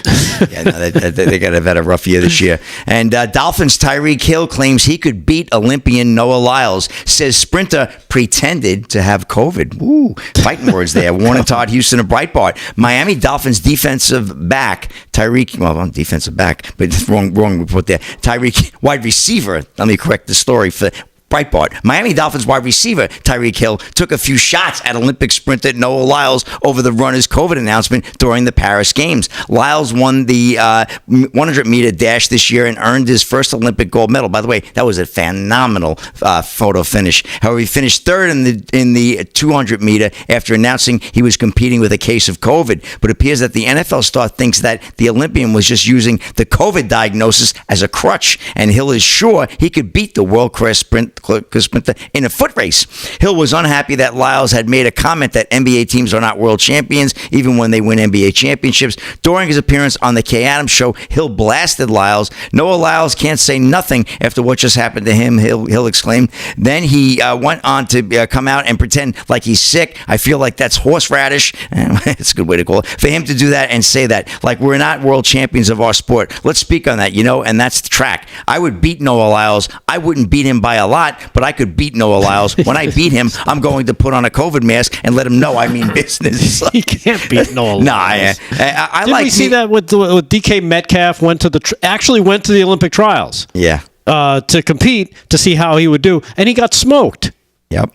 Well, still, as Fox News reported, while Hill may be one of the fastest sprinters in the NFL, he might have a bit of training to do if he thinks he can beat Lyles in the 100. Like you said, Rick, the Olympian won the gold with a 100-meter time of 9.79. Meanwhile, Hill only posted a 10:19 when he ran the 100 in high school. I mean, in that event, Noah Lyles could run it backwards and beat him. That's a huge difference. That's over a second? Yeah. Yep. I mean, come on. I can't get over Breitbart not reporting, proofreading their story, calling him a defensive back. Tyreek, we know who you are. You don't need any publicity. We know who you are. You're a great player. Keep doing we know who you are. Yep. You don't need to make a fool of yourself here. And that's a Rapid Sports Big D. Back to you. All right, Slick, let's do some news. And here with that is Rick Delgado. What's going on, Delgado? Right. Well, you know what? Let's jump into that plane falling from the sky story. I don't know if you saw the video. It is cut number 13. This is a plane filled with 58 passengers, 4 crew members, 62 total. Died dramatically when the plane fell from the sky. You see this here. It's almost like it's falling straight down in a slow flat spin. It's a very odd plane crash. I mean, just look at it. It almost looks like it's out of a movie or something. It doesn't look real. Like the plane wasn't actually moving at some point. You know what? I know a pilot who told me, that thing dropped like a helicopter. Right. If you run out of gas in a plane, you can glide. But I don't know what happened to that, but it's just dropping and sort of. There's no way to get out of that. I heard they thought there might be an ice problem at the altitude that they were in the area at the time. I don't know. There were reports of icing on other planes in the area. Well, according to this story, though, coming from the Daily Mail, of those 62 people that died on board, believe it or not, 8 were cancer doctors who dedicated their lives to saving others. They were on that Brazilian flight that plunged from the sky. 8 doctors were among the 62 passengers and crew who died in a dramatic fireball. 6 leading oncologists and 2 resident medics in their final year of training were on their way to a cancer conference in Sao Paulo when the twin-engine airline flight crashed into the gated community, killing everyone on board last Friday. Now, according to this, there were supposed to be 15 cancer doctors on that flight. 7 of them changed their flight plans just a little bit early. They went on a slightly earlier flight. But there was one doctor in particular who was on this flight who had made a tremendous breakthrough. His name, Dr. Leo Ferreira, was one of the victims.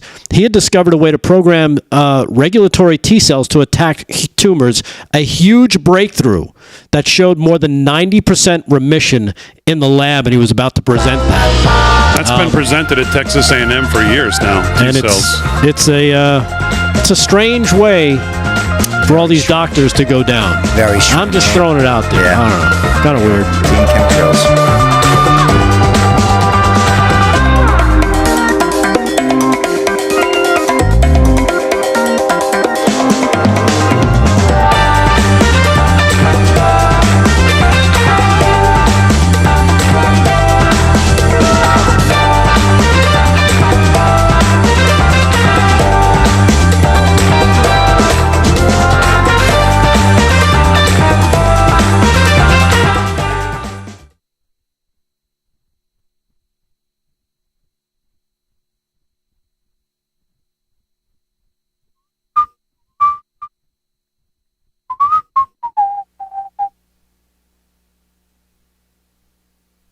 Well, plane crashes are like the calling card. You want to get rid of people. Crash a plane. Yeah, it's hard to prove anything, right? Mm-hmm. I think Pablo Escobar blew one up. What's that? I think Pablo Escobar blew one up. There was someone on it he wanted to get rid of, and it wasn't even a crash. It just exploded in air, and that was that. The way that plane dropped out of the sky was unbelievable. And whatever happened with that doctor there, Damon? Which one? The one you were just talking about. She works at Texas A&M. Did it work? Yep. She had T-cell patents and stuff on that. Dr. Karen Newell, she's brilliant. Back in, what was that? I don't know, 2014, 15.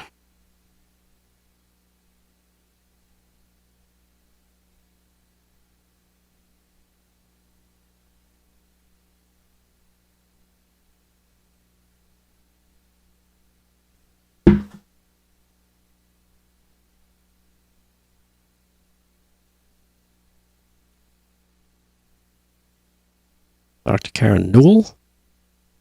I don't see her name coming up. There it is. Newell?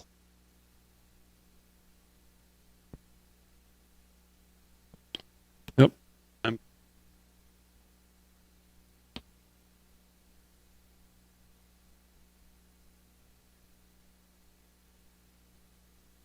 So is Zier going to be at the Trump rally? He was there today. Oh, okay.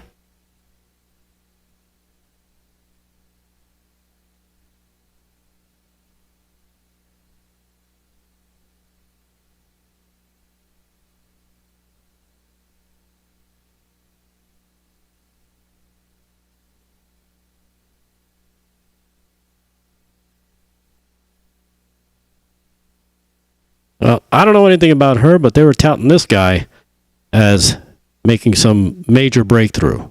Maybe it's piggybacking off of her work. Who knows? Yeah. I mean,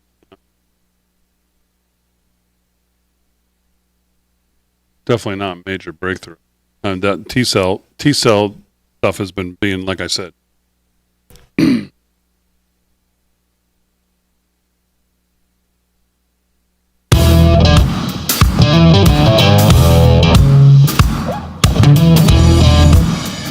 All right, 30 minutes past the hour, live from Studio 6B. So before we get back to the news, I just want to address probably the most important headline of the day. That this is one of those things where we really deserve to know the truth if this happened. And this is from the Jerusalem Post. The U.S. allegedly presented Tehran a list of Mossad agents involved in that assassination. Remember, under the bed where they... Mm-hmm.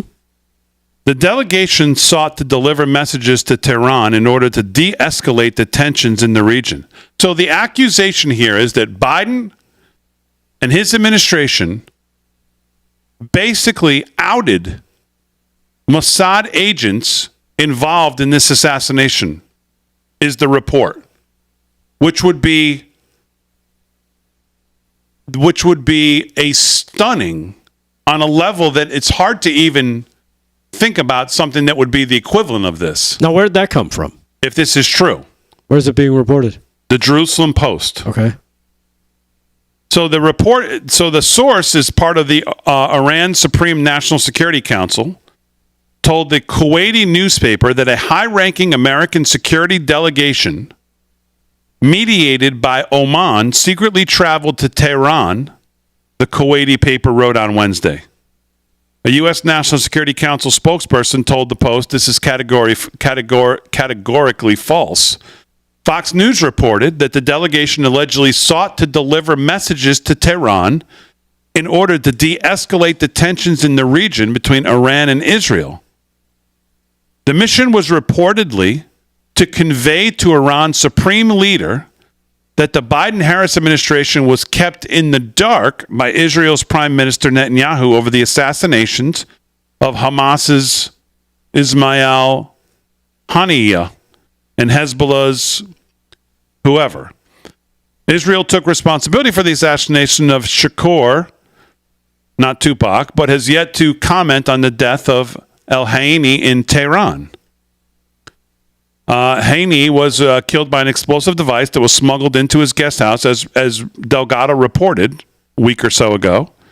The bomb was hidden earlier, I guess, in the day. That was one thing that I think was up for debate. They thought it was maybe there for months. It wasn't.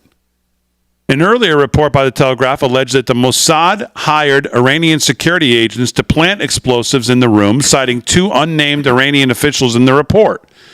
The same report stated that the agents left the country but maintain a close source in Iran.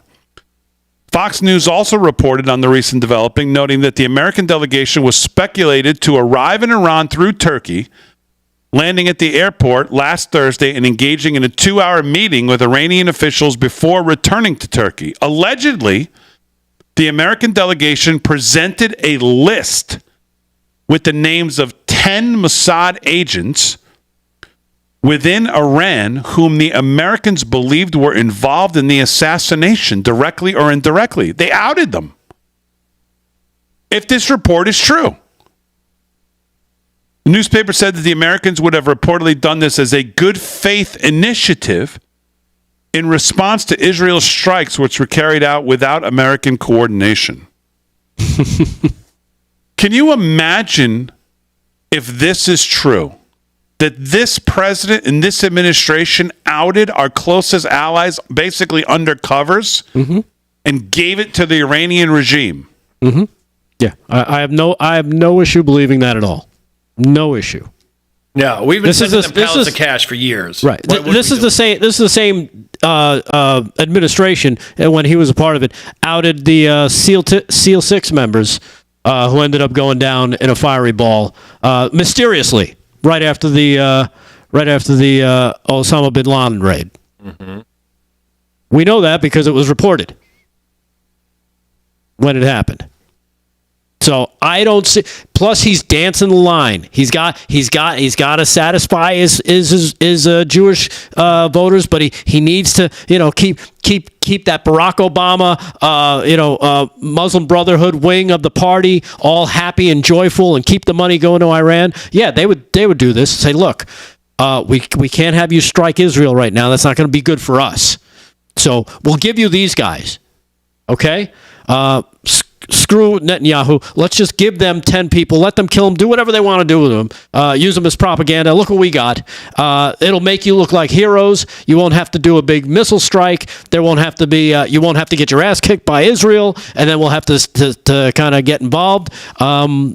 This keeps the Biden administration from having to go, who's in charge? Because they're not. It ain't Biden and it ain't Harris.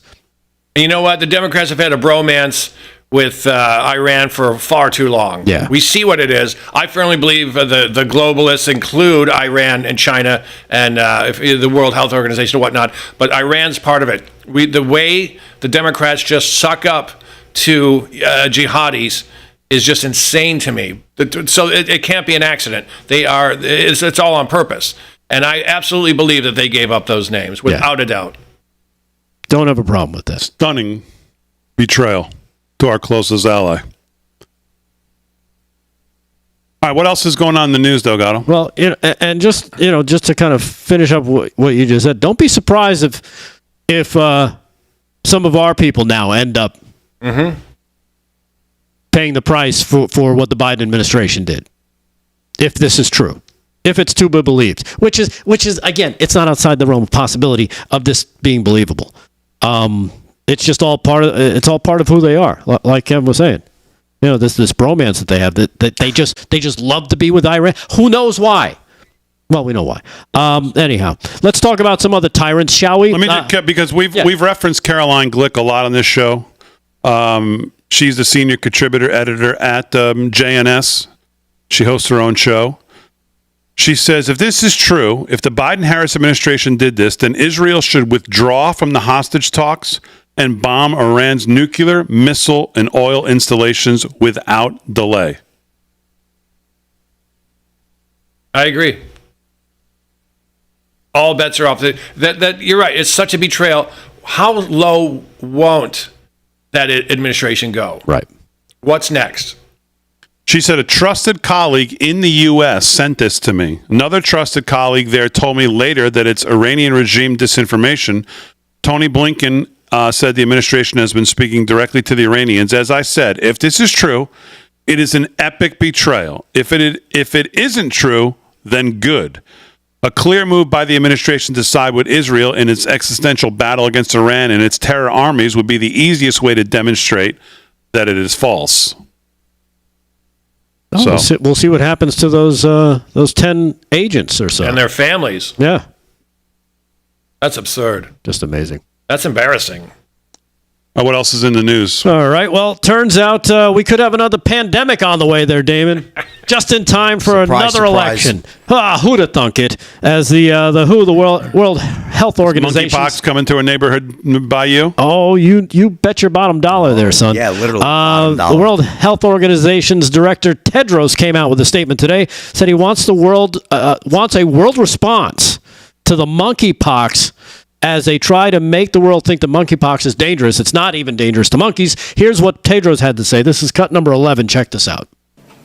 Today, the emergency committee met and advised me that, in its view, the situation constitutes a public health emergency of international concern. International concern. I have accepted that advice. Of course you have. Sure. The detection and rapid spread of a new clade of Mpox in eastern DRC, its detection in neighboring countries that had not previously reported Mpox, and the potential for further spread I love when that happens. 82 days before election, monkeypox. Yes. Why doesn't he just say that? The only way we can help get Kamala Harris approved by the American people is monkeypox. What is the pandemic treaty now? Because this is what it's all about. I don't know if you've heard about the pandemic treaty. It's basically a way to circumvent all your rights and give them to some far-off leaders at the World Health Organization under the guise of protection and security, when all it really does is take away your God-given rights here in this country. The WHO, the World Health Organization, would declare a pandemic, and all the treaty-agreeing nations would then follow with the edicts that they put out, just like what happened during COVID, but this would be on a worldwide scale instead of a state-by-state or country-by-country. Of course, Tim Walz will be very happy. He could order people to shoot real bullets at his citizens this time in the state of Minneapolis. Joe Biden and Kamala Harris have been trying to get the U.S. on board with this, but luckily, as of, I believe it's May, this headline from the New York Times, let's go to that real quick, I believe from mid-May, countries fail to agree on treaty to prepare the world for the next pandemic. Now, the part that I highlighted here is important. Negotiators plan to ask for more time, Damon. Among the sticking points are equitable access, I love that word, to vaccines, the poison, and financing to set up surveillance systems. That's right. They need more time to get these countries on board because they're having trouble getting the money from these countries to buy the vaccines, and they need them to get on board to surveil their entire population. So that's basically what's holding up this treaty to save us all and put us under this umbrella of safety that they so ardently argue for. So that's what's happening. The next pandemic is being rolled out. You can see it for yourself. They're trying to do it just in time for the next election because, of course, then you can't go to the voting booth and you can't cast your vote. You'll have to do it by mail, and we all know that's how they cheat. So that's what's happening with that. And you know who's not on board with the monkeypox pandemic there, Damon? My favorite politician, her name, Valentina Gomez. Oh, her again. Oh, my She's God. out with her own statement. Here it is, cut number 12. I didn't get vaccinated for the China virus, and I'm definitely not getting vaccinated for the monkeypox that is coming right on time for election season. So today, I'm starting the second pandemic of the unvaccinated. I want every liberal jabbed, boosted, and with a diaper on their face, while we conservatives continue to make money, shoot big, beautiful guns, and fight to make America great again. There you go. To all of my patriots, do not comply. Do not comply. There you have it. Monkeypox coming to your country soon. Okay, I can get on board with that. Do not comply. You know what? I actually have a little something to add on to that. In the very same day, this comes from the Daily Mail. Headline, Canadian government warns country to prepare for new virus far worse than COVID. And it's not monkeypox either. It's Canadian. It could be Canadian pox? beaver pox or something. What does he say? Canadian pox? Moose pox? Moose pox. Could be any of that. But they're saying that this is bad. Here it comes, and here's the fun part. They don't have a name for it. They just they want you to know. Trump pox. Yeah, that's exactly a good name for it, right? This could happen. Princess Trudeau, of course, is on board. You know him. He's the son of Fidel Castro, and he's on board with this. I started reading the article. I couldn't read it, but I said, you know what? Let me just search the word world. And boom, there it is. It's that pile of night soil. Tedros, once again, from the World Health Organization, saying that if this virus continues to spread, it could lead to new mutations and serious infections that evade vaccine protection. And guess who now? You know what? Just to make it a triple whammy, who's back in the news? Yes, it's our favorite, Anthony Fauci. He recommends people start wearing their mask again due to a rise in COVID and whatever's coming down from Canada. We don't know what that is. And then check this out. This from Daily Mail. The number of infections is increasing as part of another summer surge. Okay, another summer surge. COVID went away when it was hot. Yeah. Don't worry, it's bad. Another summer surge. 2 lies. Fauci. I'm a Kibler out. F. Fauci, a little gnome.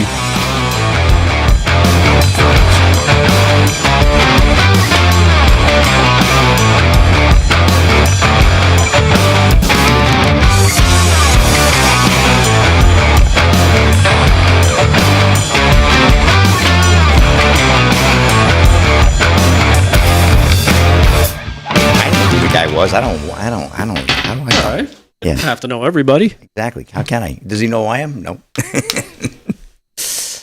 Not that it matters.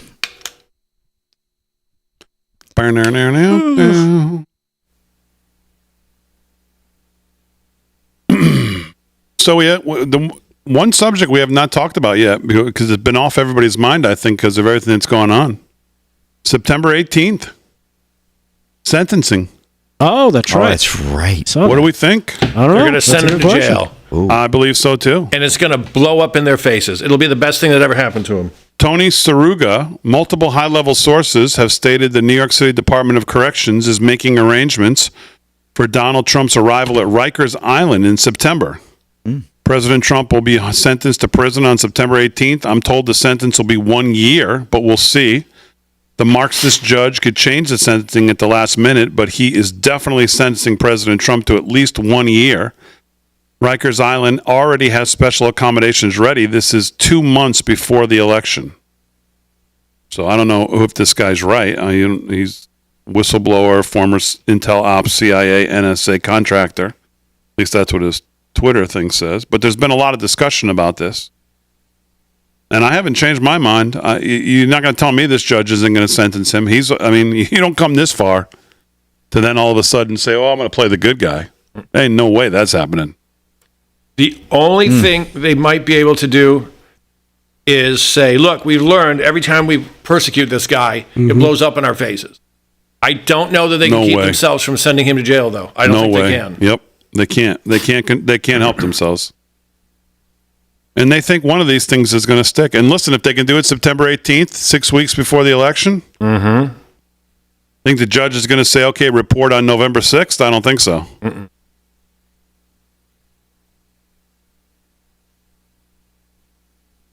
Now, can he appeal, or will he have to go to jail? No, he could appeal. Will he have to go to jail to appeal, though?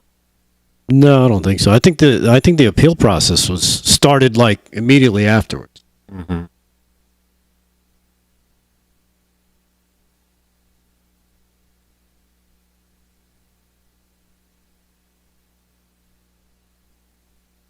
Great show tonight, says Mary. A bunch of other. Adam. Russia sends 447 goats to North Korea. Shit's getting real. What is it? An ISIS convention? Bringing in the prostitutes? All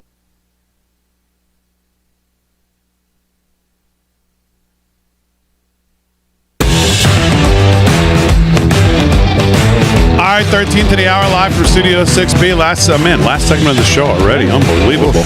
Let's do some news with Kevin Downey Jr. He's the host of the Kevin Downey Jr. Show. He's going to be at the Trump rally on Saturday in Wilkes-Barre, Pennsylvania. Check him out. Find him. Take a picture. What's going on, KDJ? I love this. As you guys know, I go on Comedy Patrol every day. I hate Marxists, and I hate Marxism, and I hate the swamp wigglers who force it on us. Check this out. This is from Chicago, one of the big blue toilet cities that's been gutted by communism. Now, as you know, crime chases businesses away. That's the plan. Remember, Marxists hate capitalism. So when you see, I think yesterday it was the last Denny's in San Francisco went down, and a bunch of Walgreens, Seattle, Portland, thousands of companies have left. Well, this is Chicago. This would be on the south side and the west side. That's the not so nice side. They don't have any grocery stores there because they've been robbed out of existence. So the mayor, who's a pinko, has decided we're going to open our own city-owned grocery stores. This is the definition of Marxism. But the funny part is he's saying we're not Marxists. We're just trying to help feed people. So they're going to drop $26.7 million on this little fraud, and they're going to put some stores up. And the whole time, what's that guy? Is it Brandon Johnson? Yeah. Thank you. Brandon Johnson saying, I don't know what you're talking about. This is the definition. This was the plan the whole time. And now they're getting what they want. I have a horrible feeling that Chicago is going to get worse. Here's what they're doing. Look at the toilet towns. That's what they want to do to your state, and that's what they want to do to the country. They want the whole country to look like that. How anyone can vote for a Democrat is beyond me. Either they don't see it or they're a part of the commie problem. I don't know. But this is full-on Marxism. And that's why that guy was sent there, because he was a bigger commie than the lady who looked like a pug. Yeah, as Delgado referred to her. What's the movie there? What's the movie? You used to refer to her as that movie character. Oh, Beetlejuice. Beetlejuice. Oh, yeah. Beetlejuice. Oh, right. Yeah. Yes, exactly. Yeah. What else, Kev? Oh, we got a lot of stuff. Check this out. She was bugging out. So, right as the guy in Chicago saying, I'm not what do you call it? I'm not well, he is, but check this out. The Biden administration has decided, they've been talking about, we're not going after gas stoves. We're not going to do that. Well, they just solidified their war against gas stoves, because you can't really control people. If you have the food and the water, that's one thing. But when you make them freeze to death because you don't like their Facebook post, now you've really got them. And they're against gas stoves. They're against wood-burning stoves, too, trying to take those away throughout the state of New York and beyond. But at the same time, and this is what Kamala's doing, hey, I want a nice border, but letting people in. Again, Biden administration saying, we're not against gas stoves. They're taking gas stoves away. Yeah. Well, we know their war on all that stuff. They want to control what you can eat, what you can put on your roof, what kind of what you can use to build your fence, what you can do, and they want to control everything. Just like they want to control cars, they want to control regulate, they want to control everything. Yep. It's the Leviathan run amok, and they want it to continue to the iron fist of government to get bigger and bigger and bigger and bigger. So, all right, anything? Any last one, Kev, before we do sports? You got there? Yeah, I got a fun one. So, a Minnesota couple busted swiping 240 Trump signs from Minnesota, where Tim Walz is from. Minnesota. He's a Democrat, and he stole so many it makes the theft a felony. But this guy, he brought his wife in, so he's booked for felony theft, and his wife is booked for aiding and abetting felony theft and one count of receiving stolen property. So her crime was when he said, "Here you go, honey, do something with these." Take these damn signs. Brought his wife down with a what a felony couple. I love that. He's like, quick, the cops, here. Here, you take it. What's for dinner? All right, there you go. Kevin Downey Jr., the host of the Kevin Downey Jr. Show, 10 to 11 Eastern Time, 103.9 LI News. What is the website? LInews.com? LInewsradio.com. LInewsradio.com. You can hear him 10 to 11 each and every day. Let's do some sports. Slick's got it. You can hear him every day, 8 to 10, right here live from Studio 6B. Slick, what's going on? All right, Major League Baseball, one more sweep of the scoreboard. Big D Brewers right now 4-3 over the Dodgers. Top of the fifth, bottom six. White Sox leading the Yankees 2-1. Blue Jays 2-0 over the Angels. That's in the top of the second. Top first, no score. Braves and Giants just underway out in Frisco. Finals from tonight: Royals again over the Twins 4-1. The Diamondbacks bomb the Rockies 11-4. Padres 8-2 over the Pirates. Rangers top the Red Sox 9-7. Orioles over the Nationals 4-1. Guardians 6-1 over the Cubs. Phillies 9-5 over the Marlins. The Tigers edge the Mariners 3-2 in 10 innings tonight. Reds win their fourth in a row, 9-2 over the St. Louis Cardinals. Astros 2-1 in 10 over the Rays. Final as well, the Mets 9-1 annihilating the Oakland Athletics there. Was one quick story I wanted to get to right before the end here. ESPN's Kirk Herbstreit is done giving any bleep over criticism of his stance against trans athletes. Warner Todd Houston of Breitbart. Got to be careful reading this story here, but ESPN College Game Day host Kirk Herbstreit says he is done worrying about those who would criticize him over his comments that men should not play in women's sports during a visit with Outkick's Don't At Me with Dan Dakich. The sports host said he spent years staying quiet on the topic, but now he is done giving any bleeps what the critics say. I didn't give a bleep, though. I don't really give a bleep at all. Like, I'm done giving any bleeps at all about any of it, Herbstreit said. A lot of bleeps. About the social... What's wrong? I got to be careful with this story. Not the content, but yet the cursing. Social media attacks he suffered after criticizing trans athletes in women's sports. It's almost like there are two different sets of rules, and if you have a view that's a little bit more traditional, I'm a Christian guy, you can tell by his curse word, it's like there's a different set of rules for that viewpoint. And it's hard to just turn the other cheek time after time after time. I didn't really care. He continued. So, yeah, I didn't really care, and I don't care at all, which is a good thing he continued. I think it's good and healthy to get to that place compared to, oh, gosh, I don't want to get canceled. I don't want to get people upset. I don't give a bleep. I'm just going to say certain things. His remarks caused controversy after he said it was a ridiculous question to ask whether men belong in women's sports. That's all he said, and he got all kinds of controversy over that. But he has added that he has already remained quiet on this question for too long. I've been biting my tongue on a lot of topics for 3 years, he told Outkick. I was just like, I'm just going to give a quick answer. Ridiculous question, of course not. I didn't dwell on it. I didn't give a long whatever. So Herbstreit basically said, look, if I had a daughter, it'd be a lot worse. So I just want to say what I want to say, and really, I don't give a bleep. So that's a wrap in sports, Big D. Back to you. All right, Slick. Let's do a little last news here.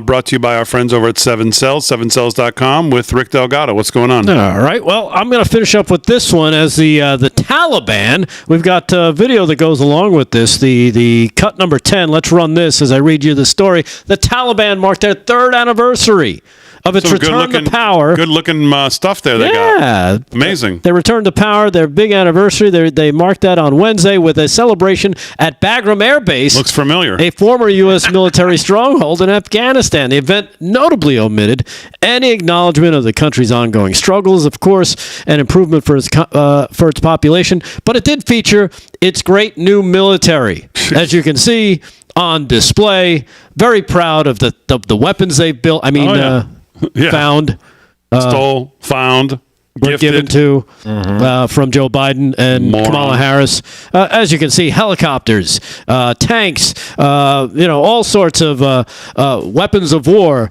on display as they celebrate there at Bagram Air Base. The rhetoric was clear and aimed at an international audience with calls for the Afghan diaspora to return, the appeals for the West to engage and cooperate with the Taliban's government. They declared this an Islamic emirate that has eliminated any internal differences and the scope of unity and cooperation within the country.